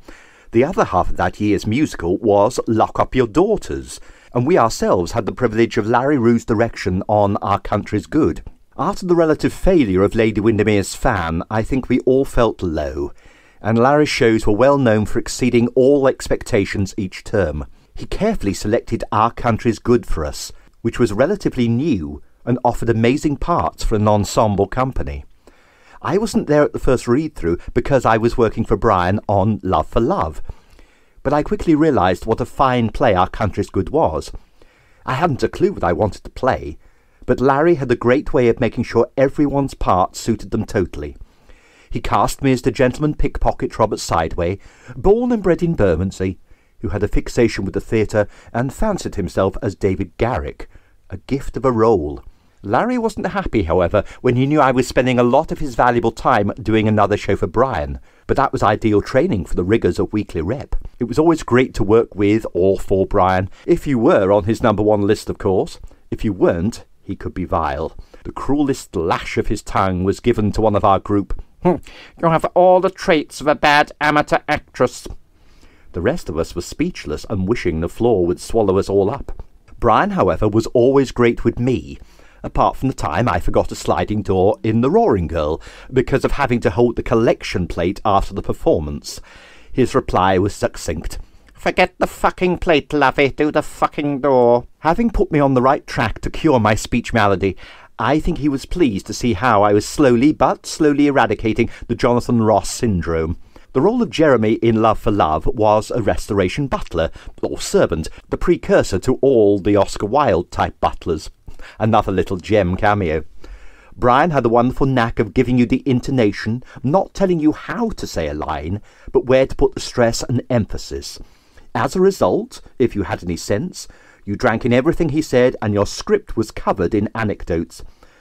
The show was ASM'd by the postgraduate group, and Brian took an instant dislike to one of them and belittled him at every chance. Not pleasant and probably not justified. We had a sudden snow blizzard, bringing the West Midlands to a standstill. As a result, the first performance was cancelled. The second one had a pitiful turnout as the glacial conditions continued. It was just as well, as that performance saw one of my legendary gaffes that was to haunt me for a little while. We all wore restoration wigs, which were all in the varying stages of decay and fit. Whilst in an amateur operatic society, I got into the silly habit of wearing a crepe bandage to keep my own hair back, whilst wearing a proper stage wig with a lace front. So I adopted the same maxim whilst wearing an ill-fitting ginger one in Love for Love. In one scene I had to be whipped and fall to the floor, Unfortunately, as I fell to the floor, the ginger wig kept going and slid to stage left. Now, apparently, I retrieved it, stuck it back on, finished the scene and left, leaving my fellow performers gasping for breath and corpsing for England. The story was hot news in college the next day. The other notable point was that the roof of the Apex Theatre leaked due to the snow. Not a massive downpour, but certainly a couple of drips. And bearing in mind that it dripped onto the lighting rig and the theatre heaters, which were 2 kebab heaters strung to the roof, the whole setup would have defied health and safety. But we were none the wiser, and merely solved the infrequent drips during a performance with myself walking across with a mop and bucket. Well, at least I'd never carried a spear at Stratford. Simultaneously, rehearsals were progressing for Our Country's Good. I made sure I was word perfect the first rehearsal after blocking, and to my credit, Larry just said, "You've been working hard." Any brief elation was destroyed a week or so later when I turned up at rehearsals in suede shoes, and Larry said, "This isn't a fucking fashion show." But whatever happened in those rehearsals paid off in spades. An unpleasant aspect for myself, but I suppose I loved the challenge and attention, was having to have my back covered in blood and whip marks as the show opened with my being flogged on deck of a transport ship bound for Australia. Our beloved improvisation teacher, Julia Scott Rose, a Fergie look-alike if ever there was one, came to the rescue. Red wool embedded in copy decks. Therefore, I had to endure a morning of being face down on the library floor with Julia teaching the art of copy decks to my make-up girl, the lovely Karen Powell. During the ensuing 3 hours, Julia never failed to extol the virtue of her amateur production of Camille, in which she played Marguerite Gautier and showed her tits a few times, much to the delight of the hetero students whom she cajoled into watching at Birmingham's Old Crescent Theatre. Now, after enduring this torture, I felt I ought to work out the logistics of how long this marathon, rivaling Michael Crawford's makeup, was going to take. So I roped Karen Powell into practice sessions before rehearsals one day. Not only did the makeup from Julia ruin my tracksuit jacket, but apparently made my back go black. I wasn't going to complain that the copy decks was a prosthetic nightmare, but with all the weird and wonderful makeup tricks I've done over the years, I don't think I'm allergic to copy decks, especially as I use it as the most foolproof eyelash glue. So, as a result, the college got a consignment from Charles Fox, and we did the rest with my own Leichner. The set was beautifully made, performed in the Avenue, with audience on 2 sides, and the set on stilts, with bare off-white wood and token items to suggest tents and part of the Australian colony. Just as we were due to go into tech and dress rehearsals for Our Country's Good, as second years, we were obliged to enter the pole competition to decide which 2 college pupils would attend the pole celebration at the National Theatre each year. All second and third year students had to audition, even though it practically was a foregone conclusion anyway. So it meant all of us doing our classical speech audition pieces in front of the entire college, and was generally 2 days of high emotion, loud voices, and a lot of wooing and woeing acting.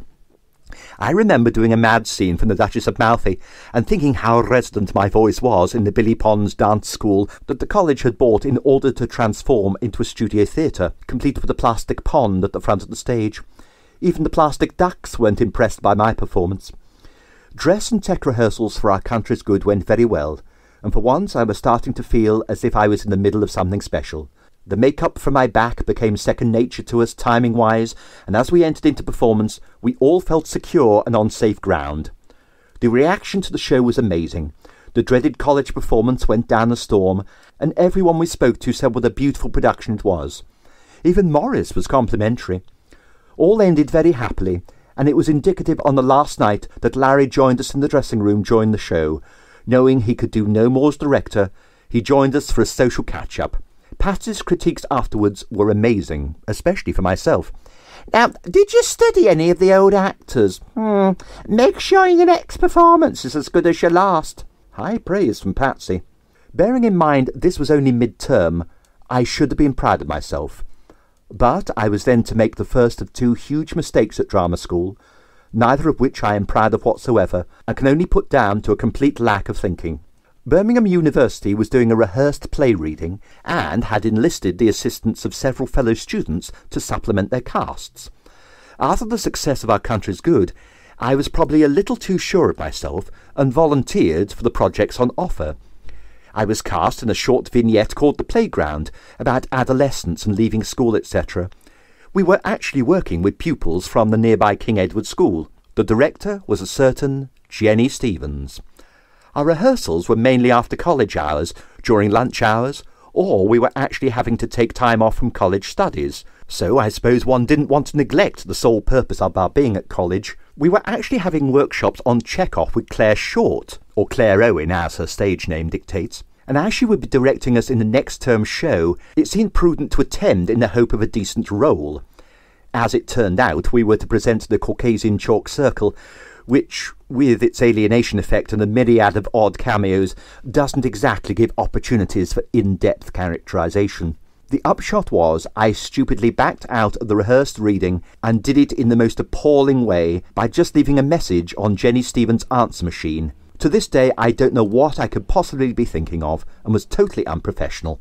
But these things happen. Quite understandably, it caused a lot of trouble for Jenny and the repercussions for the drama school itself.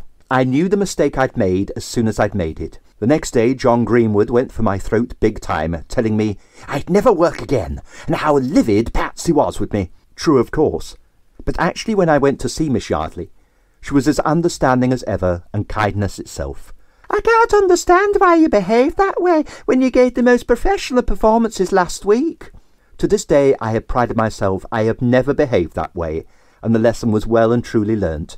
Even though we were there to make mistakes and learn from them, I couldn't help thinking that I'd blotted my copybook forever. So thus ended Term 2 of Year 2. It had been an interesting term. A hit show and a silly mistake, and then the prospect of a Bertolt Brecht show for Term 3. So, Year 2, Term 3. With our student grants, plus the extra work at Central Television, plus the front-of-house work at the Alexander Theatre, we were hardly short of money. I did, however, become aware of how Morris and I were drifting apart, even though we still shared the flat together. We still tried to make sure the other had a meal when the other got home, and a good chat on Saturday night, however. The third term was rather a strange one, with the Brecht play that was our main show that term.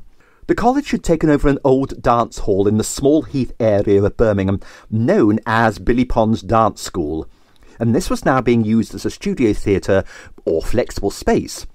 The Caucasian Chalk Circle was to be the opening show there, so it all felt something of an experiment. Claire Short's direction could be somewhat acerbic, and one never knew if she liked you or not. The other half of our year had had traumas on their production of Disorderly Women, a reworking of the Bacchae with the same lady, and our group were terrified we might suffer the same fate.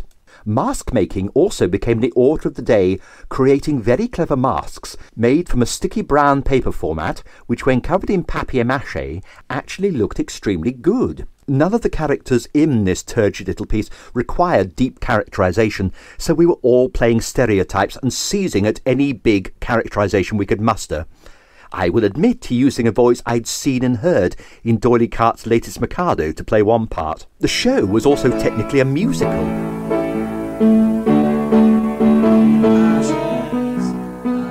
As all Brecht shows have music and songs, presumably to provide some light relief. We had Alison Bidder as our MD, and with her knack for getting a voice out of everyone, the music didn't fare too bad.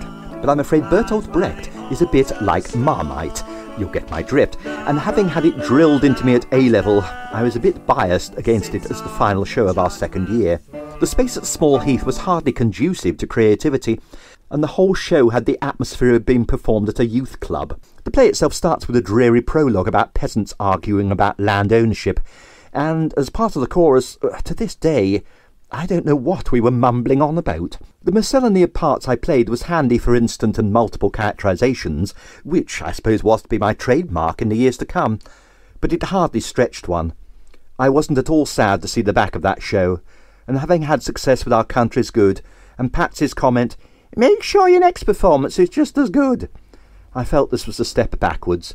Thus ended our second year.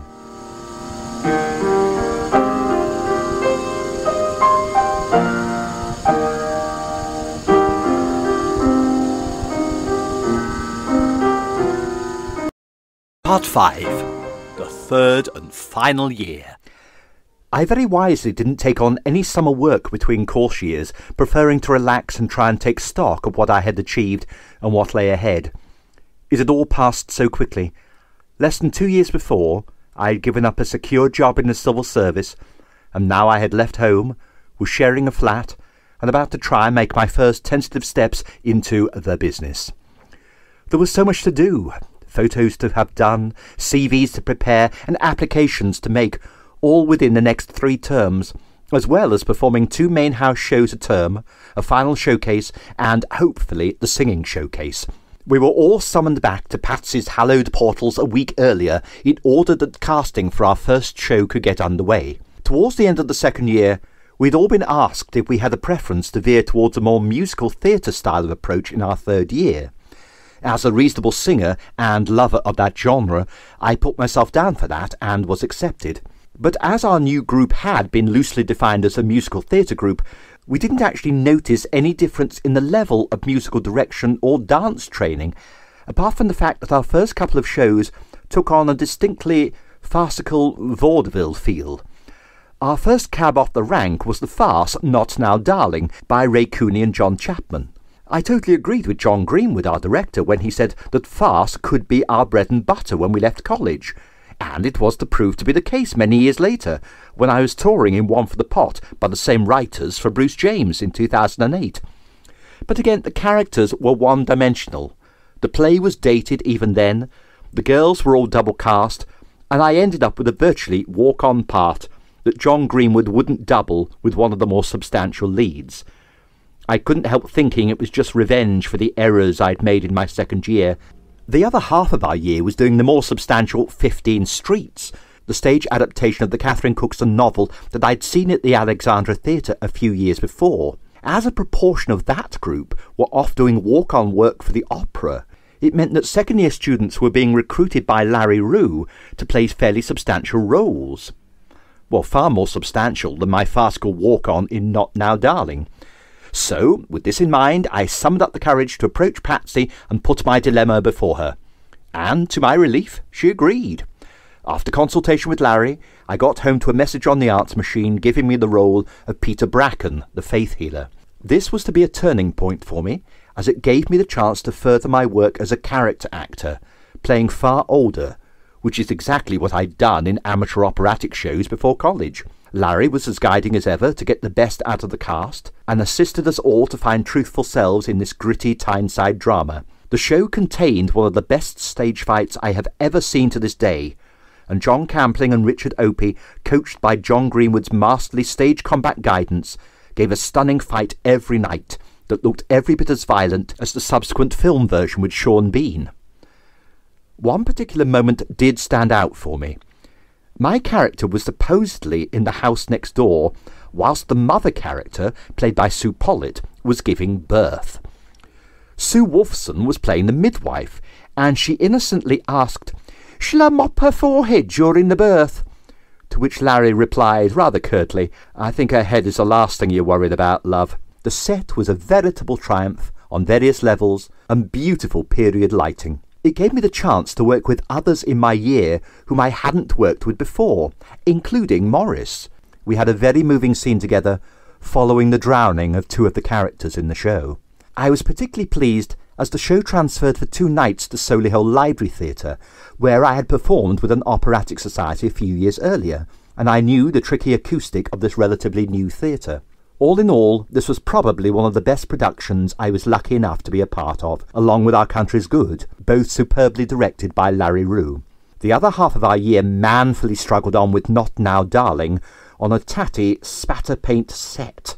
The role I had been assigned was given to a second-year student, Bob Sinclair, who then subsequently had to give the role to a first-year student when James Quarton, in the lead of Gilbert Bodley, lost his voice. Bob had to speak James's dialogue from the audience, whilst James mimed to them. The whole affair was ludicrous to say the least, but I suppose the show must go on. Years later, I saw the play performed by Bruce James's company, and it actually wasn't bad as I remembered. So when I rejoined my proper group, we didn't fare much better with yet another farce. This time it was a creaky old La Biche farce, An Italian Straw Hat. The director was John Bromley, who was the only director I was to work with professionally some 11 years later for New Palm Productions. John was old school rep and rather hard of hearing. Auditions took the form of just a chat with John, who practically told us what we would be playing. I was cast in yet another pensioner role, that of Deaf Uncle Vésinet, another old man, but with none of the subtlety of the 15 Streets. Basically, it was a case of donning a grey wig and moustache and doing doddery old man acting. No one was particularly blessed with an in-depth character, and the review from the Birmingham Post singled out only 2 cast members for special mention. Needless to say, I was not one of them. The play was surreal to say the least, concerning a bridegroom who was questing for an identical straw hat to solve his marital problems. John Bromley came out with a classic line in rehearsals when he claimed that the events in this play could actually happen. The run went fairly smoothly, apart from my breaking a rather expensive plant. For the purposes of the plot, the college had borrowed a myrtle from the local botanical gardens, and during the dress rehearsal, whilst carrying the aforementioned flora, my sleeve caught on a protrusion in the wings, and the earthenware pot crashed to the floor, where the stage management had kittens. The show transferred for a 2-night run to the Old Palace Theatre, a beautiful little chocolate box theatre in Redditch in the old Frank Matcham style, far prettier than Solihull Library Theatre. At around that time I'd met my dear friend Mark Ponsford, who was at the time resident musical director at the Palace Theatre, and much as I pleaded with him not to come and witness the Italian Straw Hat, he managed to creep into the upper circle and witness the debacle from which the classic line, "This evening is turning out a nightmare," was met with derisive laughter. Once the show was over, I made the second of my 2 legendary errors and incurred the wrath of John Greenwood yet again. John's wife Sylvia was in charge of the college wardrobe department, and to her credit we did have some wonderful creations. OK, a few of them were well worn and others needed a bit of TLC, but that was very much down to us to work with what we were given.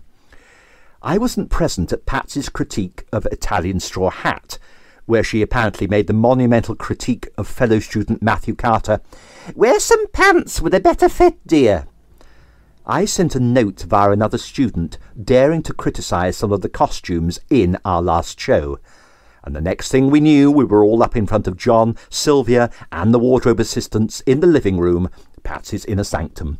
It took a lot of tactful talking to bring some semblance of order to the meeting, and I felt I really had put my foot in it yet again.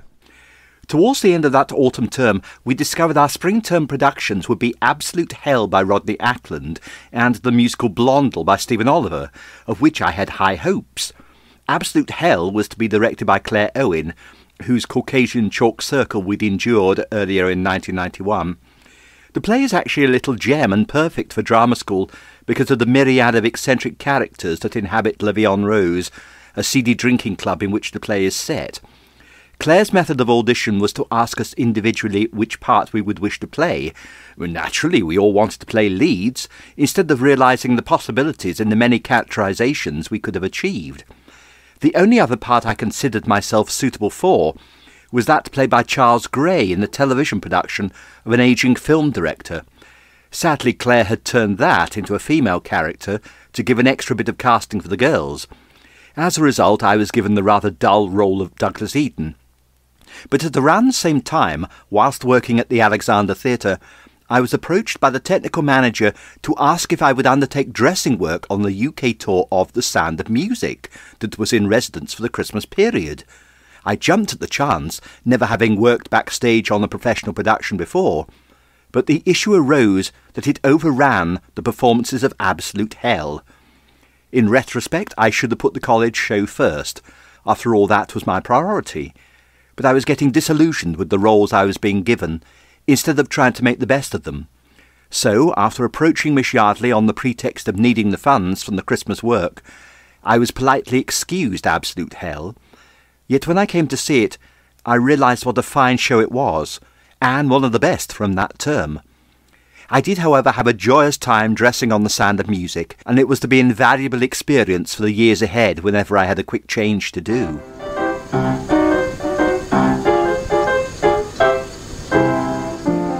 We all had to audition for Blondel the musical, And as I had used the Assassin's Song for a singing assessment the previous year, I was confident of success in acquiring that role.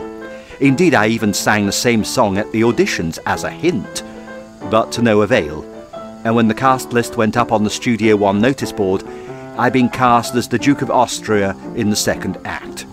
I think that's when I became extremely low in myself, because of everything that was happening. I didn't seem to be progressing well. I wasn't playing any notable roles, and in another term we'd be leaving. I should have just got on with it, as my Duke turned out to be a much talked about role. Now this was probably due to the alarming makeup and false leg I acquired, which turned the character into Hair Flick from a lower low. The leg was achieved by literally encasing my knee above my thigh-high boots in cardboard and covering it up with the supplied tights, but it certainly looked visually crippling. This was all topped off with a yellow makeup, blacked out teeth, and an eye glued down with spirit gum and a scar painted over it. It was more Dick Deadeye than Duke of Austria. Greetings from Airport Duke of Austria. The prisoner number 35. Namely one English king. On the college performance, John Greenwood of all people heartily congratulated me on my makeup, but when he found out how I had achieved the magic eye, he was naturally concerned and more than a bit furious that I should have taken such risks with spirit gum. But thus ended that penultimate term. With one more to go before the outside world beckoned, we were all feeling the nerves kicking in.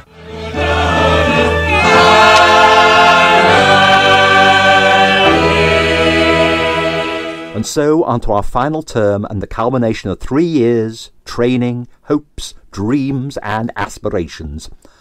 Morris had moved out of the flat at the end of the second year, and John Craggs moved in for a couple of terms, but the near-glacial conditions of Flat 1, 126 Selwyn Road, B16, forced him to move out to seek warmth. So I decided against getting a fellow student in for the last term, and with all the shenanigans that the final term entailed, I was glad of the solitude. We'd seen the previous 2 years' final showcases, and now it was our turn. We all had to submit a list of possible pieces that could be included in the show, or whatever was going to show us off to best effect.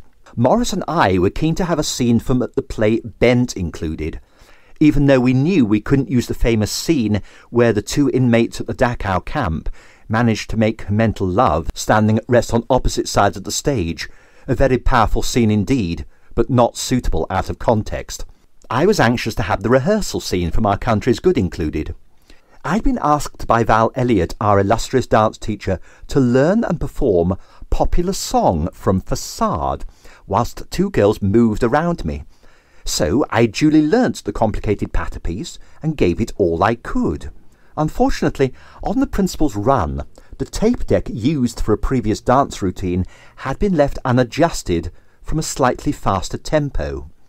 As a result, our own track was played at virtually double speed, so an already fast patter song became Gilbert and Sullivan on acid.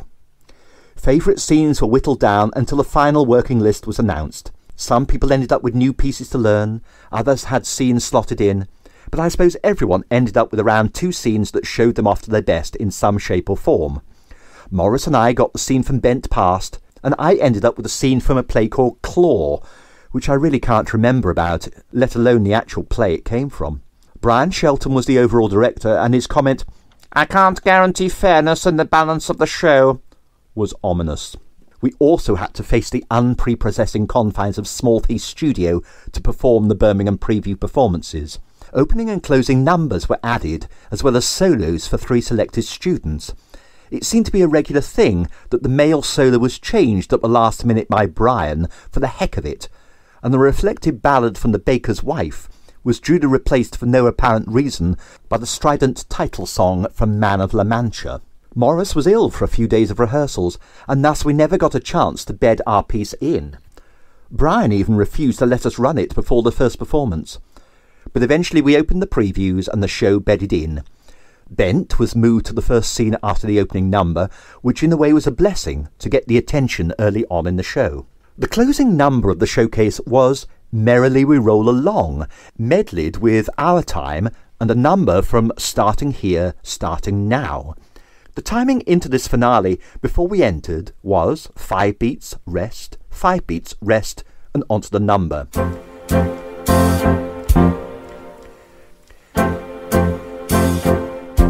Our musical director Paul Farrington's boyfriend at the time was somehow associated with being the voice of the popular children's character Nobby the Sheep. So, on the final night of the Small Heath tryouts, hardly immediately prior to London, a member of our illustrious company, well, okay, dear Martin Harris to be brutally frank, decided to interpret the opening with an added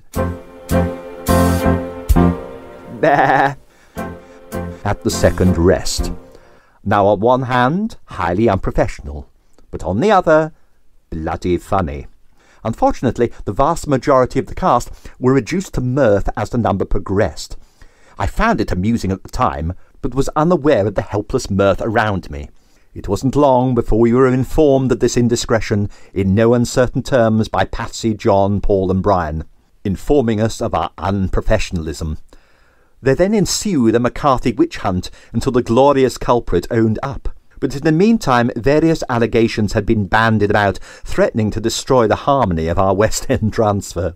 The following week we opened, out of town, for a matinee and evening at Solihull Library Theatre, once the scene of my operatic society triumphs, and the undercurrents were still in place. Brian solved this with an impassioned speech of how disagreements in previous years had sacrificed the company feeling. Unfortunately, as he made this plea for sanity, a work-experienced stagehand walked across the stage with a very disabling limp. Thus the whole thing resulted in yet another source of innocent merriment. Another highlight for me was that after the matinee, where the audience were junketed and fated on cheap wine, Patsy called out in a large voice at the bar, "Where's the orange juice for the students?" As if she thought we would have a drink after the matinee performance with an evening performance to get through. Not that anyone would. And so, on to the London transfer. I had decided to travel down the day before and stay with my dear friend Richard Heggart rather than have an early start on the coach from Birmingham. I had a relaxed coffee in a coffee shop opposite the Duke of York's Theatre in St Martin's Lane, where we were performing the showcase. Opposite the theatre used to be a famous gay bar called Brief Encounter. Very apt, as just up the road was the Albury Theatre, now renamed the Noel Coward. I have since chatted with my dear friend David Lambert, who told me the story of how dear Josie Harris, our beloved 80-year-old tutor, was persuaded by dubious means to meet some students in the same bar following a showcase. But Miss Harris was not fazed, and treated it with her usual zest for life.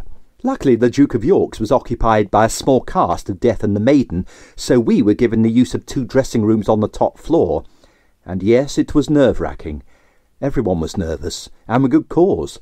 It was the culmination of all our 3 years' training and putting it all into practice. I was vaguely aware of a heightened sense of reality, being ultra-aware of our timing in our scenes from Bent and Claw, but a sense of technique and adrenaline working together as they should be. I wish I could get that same chemistry back for every performance. These days I'm lucky if I achieve it on every other show. The showcase passed uneventfully, apart from an unfortunate incident whereby a chair that had been used for a stage fight in Prisoner of Zenda was accidentally put back on stage for an ensuing scene from Stags and Hens. As a result, poor Tara Harley sat unassumingly on the offending furniture and basically went arse over tit, much to the amusement of her stage colleagues. Susan Earnshaw, you know who you are. Poor Tara was understandably mortified, but at the end of the day, she could have turned that scene around, made the scene her own thereafter, and stole the scene with her mishap. I didn't get to speak to any agents or casting directors whatsoever that day, but the card was sent from Barry Stacey, of whom so much more will be revealed in these ensuing chapters. I'd also invited my dear friend Graham Hoadley to a London transfer, repairing with him and Morris the Brief Encounter across the road. But there was certainly no sense of final curtain, as we had yet another play to get through, and the prospect of the singing showcase. In their wisdom, the college had decided that there had been a lot of good singers in previous years whom ought to be given the chance of showing their vocal prowess at a separate musical theatre showcase. Now, it must be remembered that musical theatre in this country was nothing like it is now, and our training certainly did not reflect the perfection on dance of all kinds and vocal versatility. but it was a bold step.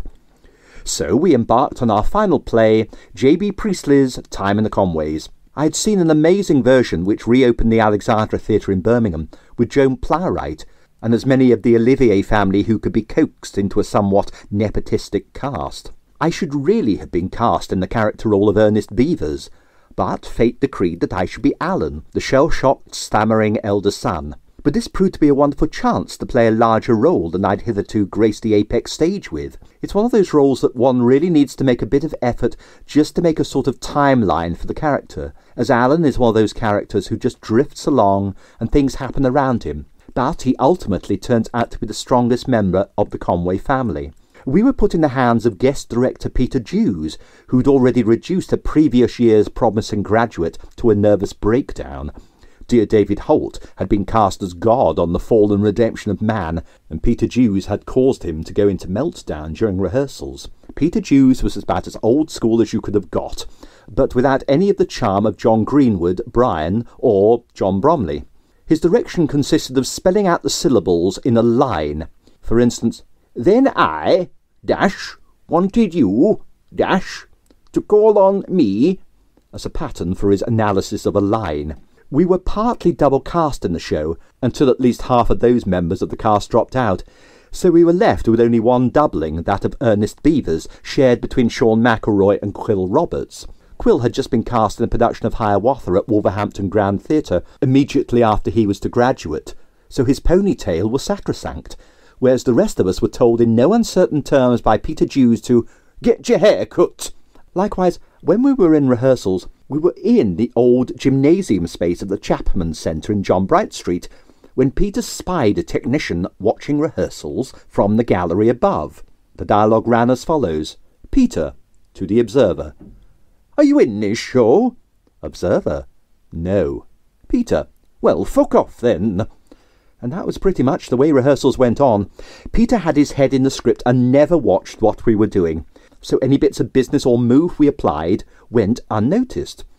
I will admit that I was being a bit bold in parts of the blocking.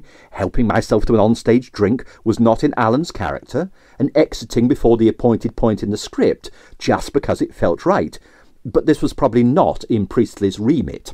On one hysterical morning, during rehearsals in the Regency room with only basic props provided, Sue Lees and I found myself stuck with a kettle and tea things in our hands, rigid blocking, and no way of discarding the props.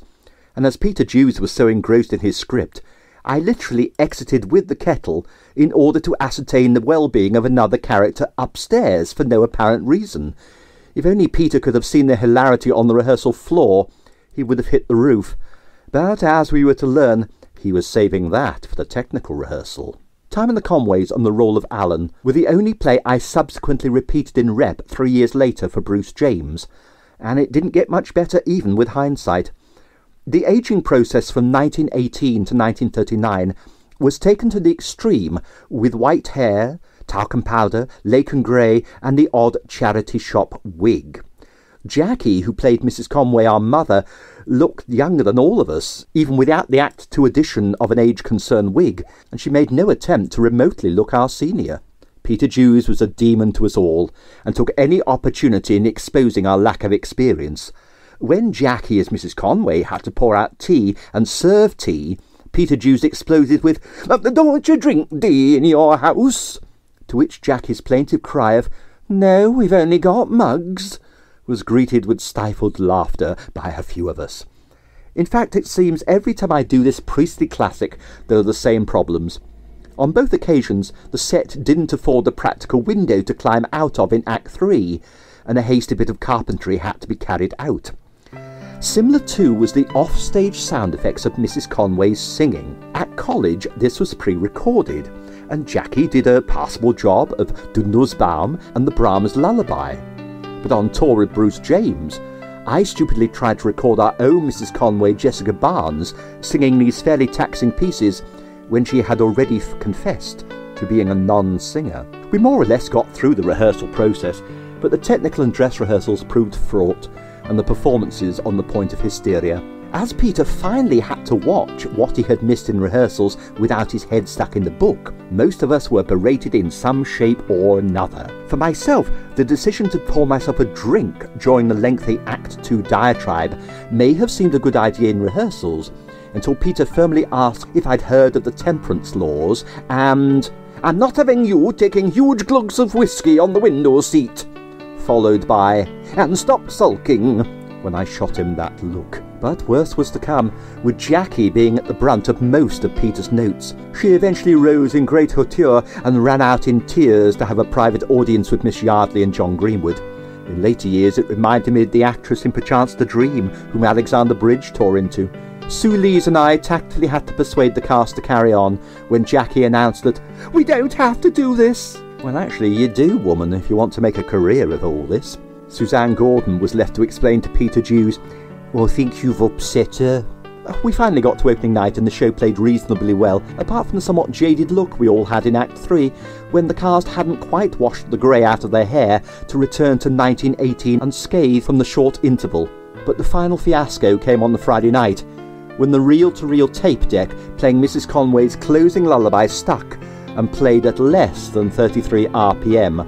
"Mother's going to sing, and I know what it'll be," said Sue Lees as Carol. Sadly, she didn't know that Mother was about to take on the vocal attributes of Paul Robeson. Thank heavens I was so furious I turned my anger into emotion and managed to hold the last few seconds together, despite the shocking spectacle of 3 girls collapsed in hysteria on the chaise longue. But to this day the play holds dear in my heart, and the production I performed for Bruce James in 1995 fared no better. Read that blog and make your own comparisons.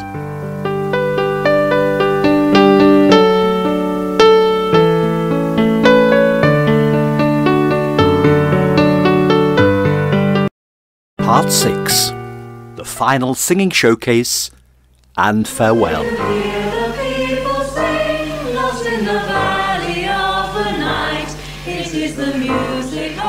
And so we had to face the end of 3 years with our singing showcase. The singing showcase had been introduced in recent years to favour those who were more adept vocally and was combined with the postgraduate acting showcase. The whole year auditioned for the privilege of being in this showcase and the list drawn up. The majority of non-singers didn't complain, but 2 very fine singers, Sean, who had done sterling work as the assassin in Blondel, and Morris, who had always possessed a true tenor voice, were not included. Understandably, they were upset at not being allowed the final chance to impress the agents, and ironically, Sean ended up in the London production of Buddy, and Morris is now an accomplished cabaret singer and writer in Berlin. On the first day of rehearsals, we were united in supporting them, and agreed that they should be included in the show. The mini-rebellion caused one of the biggest uproars that this small world had ever known. By lunchtime we were all summoned to a meeting with Patsy and John Greenwood, the former armed with a clipboard with the result of the auditions for the showcase. When it was pointed out at the fact that 2 fine singers should be given a fighting chance, Patsy literally threw her toys out of her pram, or her clipboard at the floor, with a petulant, "I will read these results out," which rather defeated her argument. The calm rationality of the students was met with a petulant response from our beloved principal. Paul Farrington, the musical director, kept sullenly silent until one student, it may well have been yours truly, pointed out that if inclusion in the show was down to audition, then why had his leading man in the musical Blondel been handed the role without so much as an audition, as we'd all had to do? Now this had the miraculous effect of quelling the rebellion into stalemate, but the very next day Paul resigned from his position as musical director from our final singing showcase. Luckily, our lovely pianist Dane Priest came to our rescue and replaced him, but it meant that we didn't have the backing of full keyboard accompaniment, and as it turned out, the college wardrobe department declined to give us any costumes.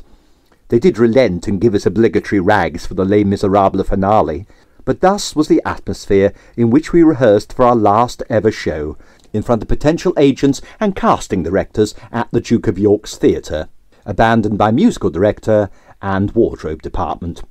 So, with our only guidance being Dane and our dear Val Elliott for musical staging, we embarked on our denouement. As I'd auditioned for the showcase with a pastiche Noel Coward number from Privates on Parade, it seemed fitting to present one of the master's actual songs in the London show. Ironically, the Albury Theatre next door to the Duke of York's has since been renamed the Noel Coward Theatre. I opted for one of Noel's lesser-known works, A Bar on the Piccolo Marina, and rather unwisely to my mind had to trim the number because of time restraint. But, in due course, and with Dane having a little persuasion, put most of the cut back in. I have since performed the number in revue and cabaret and for auditions, and can honestly say I can now perform it in my sleep. But I was probably unwisely directed in the performance. Val advised me to play it as Kenneth Williams, with an emphasis on the Cockney for the character of Mrs. Wentworth Brewster. But as Alexander Bridge berated me, less than a month later, Noel would never have written about such a common woman. Well, not strictly true, but the point was made in the context of that number. Probably for only the second time ever on stage, I lamely smoked a cigarette from a holder at the start of the number, merely to set the tone. In rehearsals and performances, the number went reasonably well, and if it wasn't the best voiced aesthetically, it always got the requisite laughs from the audience. My other contribution for the showcase, apart from a walk-on at the end of the opening number, was the Act 1 closing duet from City of Angels, You're Nothing Without Me. You are some gumshoe, you just don't think well. Get this dumb gumshoe, you come from my inkwell. And a note to anyone singing a number in a showcase, review or musical selection: at least get to know the context of the original number. Now, as it turned out, I DSM'd City of Angels in weekly rep at Yeovil for Bruce James 3 years later, and the convoluted plot became clear. But in the heady final days of drama school, we hadn't bothered to discover that the duet was a writer and his creation having a head-to-head. As a result, we played it as an agent and an actor, not horrendously out of context, but it certainly restricted our interpretation. The number was also far too high for both of us, even with transposition, and the final note was excruciating. Cy Coleman would have turned in his grave had he been dead at the time. Nothing, you're nothing at all. The first performances took place at the dreaded Small Heath Studio Theatre, which again was about as conducive to musical theatre as a case of dysentery. Patsy was on hand with her usual notebook, and the best comment was at the end of a dress rehearsal, when perched on the rake seating she called out, "Can you see how high I am?" to encourage us to set our sightlines right. It had the effect of making us wonder whether she was on some strange narcotic we knew nothing about. To further our knowledge of her sightlines and eyelines, and also to ascertain who might be in need of a radio microphone, we had a run-through at the Palace Theatre, Redditch. Patsy berated Julie Wells for wearing glasses during the rehearsal when she had in fact an eye infection. It didn't bring much new to the proceedings. On the day of the showcase, rather than stay overnight with Richard in Upton Park, I travelled down to London with the company. Once in situ at the Duke of York's Theatre, we quickly set up and started the run-through on stage. I had a small walk-on after the opening number, a clever rewrite of tradition from Fiddler on the Roof, arranged from Forbidden Broadway. I walked on as usual downstage left and promptly hit my head on a light from an overhead boom. No more auditions and that's final! Lesson 1. Walk your stage. Lesson 2. Be observant. Lesson 3. Carry on regardless, despite the onstage laughs from the cast and the stony silence and total lack of sympathy from the college staff out front. No serious concussion was evident, so I made it through the rest of the run, and we were as prepared as we possibly ever could for our last show together. The nerves were heightened this time, as this was the culmination of 3 very special years to us all. For all the traumas we'd gone through, this was it. And then, very soon, we were off. All went fine. No hiccups, no exploding props, and an electric vibe. When I came to my Noel Coward number, I had my lapel mic fastened, lit my cigarette, and was off. In a bijou abode, listen boundless road, not far from the issue bypass, lived a mother and wife, who through most of her life, let every adventure fly past. Even though we only had audience in the circle, or as Patsy had said, "Now, we're a small audience, but a warm one," for those 3 minutes, I really was in a different world.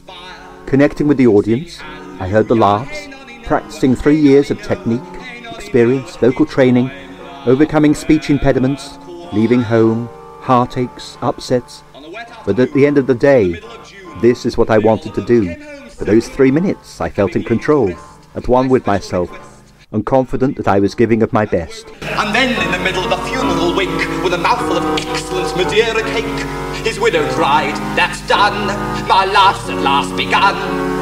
Sing hallelujah, hey nonny no, hey nonny no, hey nonny no, it's time I had some fun. As the years have gone by, I often wonder if I'd lost that ability, or whether if my love for what I held so dear then isn't the be-all and end-all now. Maybe I just do it instinctively, and maybe the last 32 years have taught me to just trust in my technique, which any member of the entertainment world will know what I'm talking about. With Brewster, fate beckoned her and introduced her into a rather queer and familiar atmosphere. She just sit there propping up the bar beside a fisherman who sang to a guitar. When accused of having gone too far, she merely cried, "Vernicular, just fancy me, vernicular." When he bellowed, "Che bello, signorina," sheer ecstasy at once produced a wild shriek from Mrs. Wentworth Brewster, changing her whole demeanor. And both her daughters and her son says, "Please come home, Mama." She murmured rather bibliciously, "Oh, do you think you are? Nobody can afford to be so la-di-bloody-da in a bar on the Piccola Marina." All too soon, those 3 minutes were over, and I was trying to keep all my emotions in check for the finale. Ironically, do you hear the people sing from Les Miserables? And there I was with my friends, fellow students, and people who I'd shared my own hopes and aspirations over the last 3 years. Yes, quite rightly so. For 3 years, nothing else mattered. Yes, to some extent, we were living in a kind of safe cocoon, albeit the most practical down-to-earth training one could ever wish for, with a no-nonsense attitude, and fellow staff and students who shared a passion for that old-fashioned school, with a principal who revolved her life around the place. But we gave of our best, and we strove to be the best we could, and here it was, at an end, and that bubble was about to burst. None of us knew what was ahead. In hindsight, our year was incredibly lucky, in that so many of us went into consistent professional work and forged a reasonable career. Like any profession, some fell by the wayside and found careers elsewhere. But those 3 years were life-changing for all of us, and we could never forget them, or ever wish to. Join in our crusade, who will be strong and stand with me? Somewhere beyond the barricade, is there a world you long to see? Do you hear the people sing? Say, do you hear the distant drums? Is this the future that they bring when tomorrow comes? All too soon the showcase was over, and all too soon I was meeting my parents in the upstairs bar at the Duke of York's theatre. Yes, they'd made it down to London to watch my final show. All too soon we were on the coach home, having decided to decline going to the party hosted by a few college friends who had already found their London homes in anticipation of the auditions that may or may not come their way. All too soon I was back in Birmingham, ready to sign on, not knowing what the future held. On my own in the flat I'd lived in for just over 2 years, with the memories of parties, college friends, drama school shows, elation, heartache, and just growing up and finding my way. The showcase was on the 2nd of August 1992. Ironically, I discovered afterwards that I was the only one whose radio mic was never switched on. I was fitted with it as a backup, but after all that, my projection was apparently enough. Eat your heart out, Ethel Merman. Barely 3 weeks later came a call from Barry Stacey that changed my life, and within 3 days of that call, I was on the first rung of the professional ladder and into the real world of the theatre, and into an even more bizarre set of experiences. Tomorrow.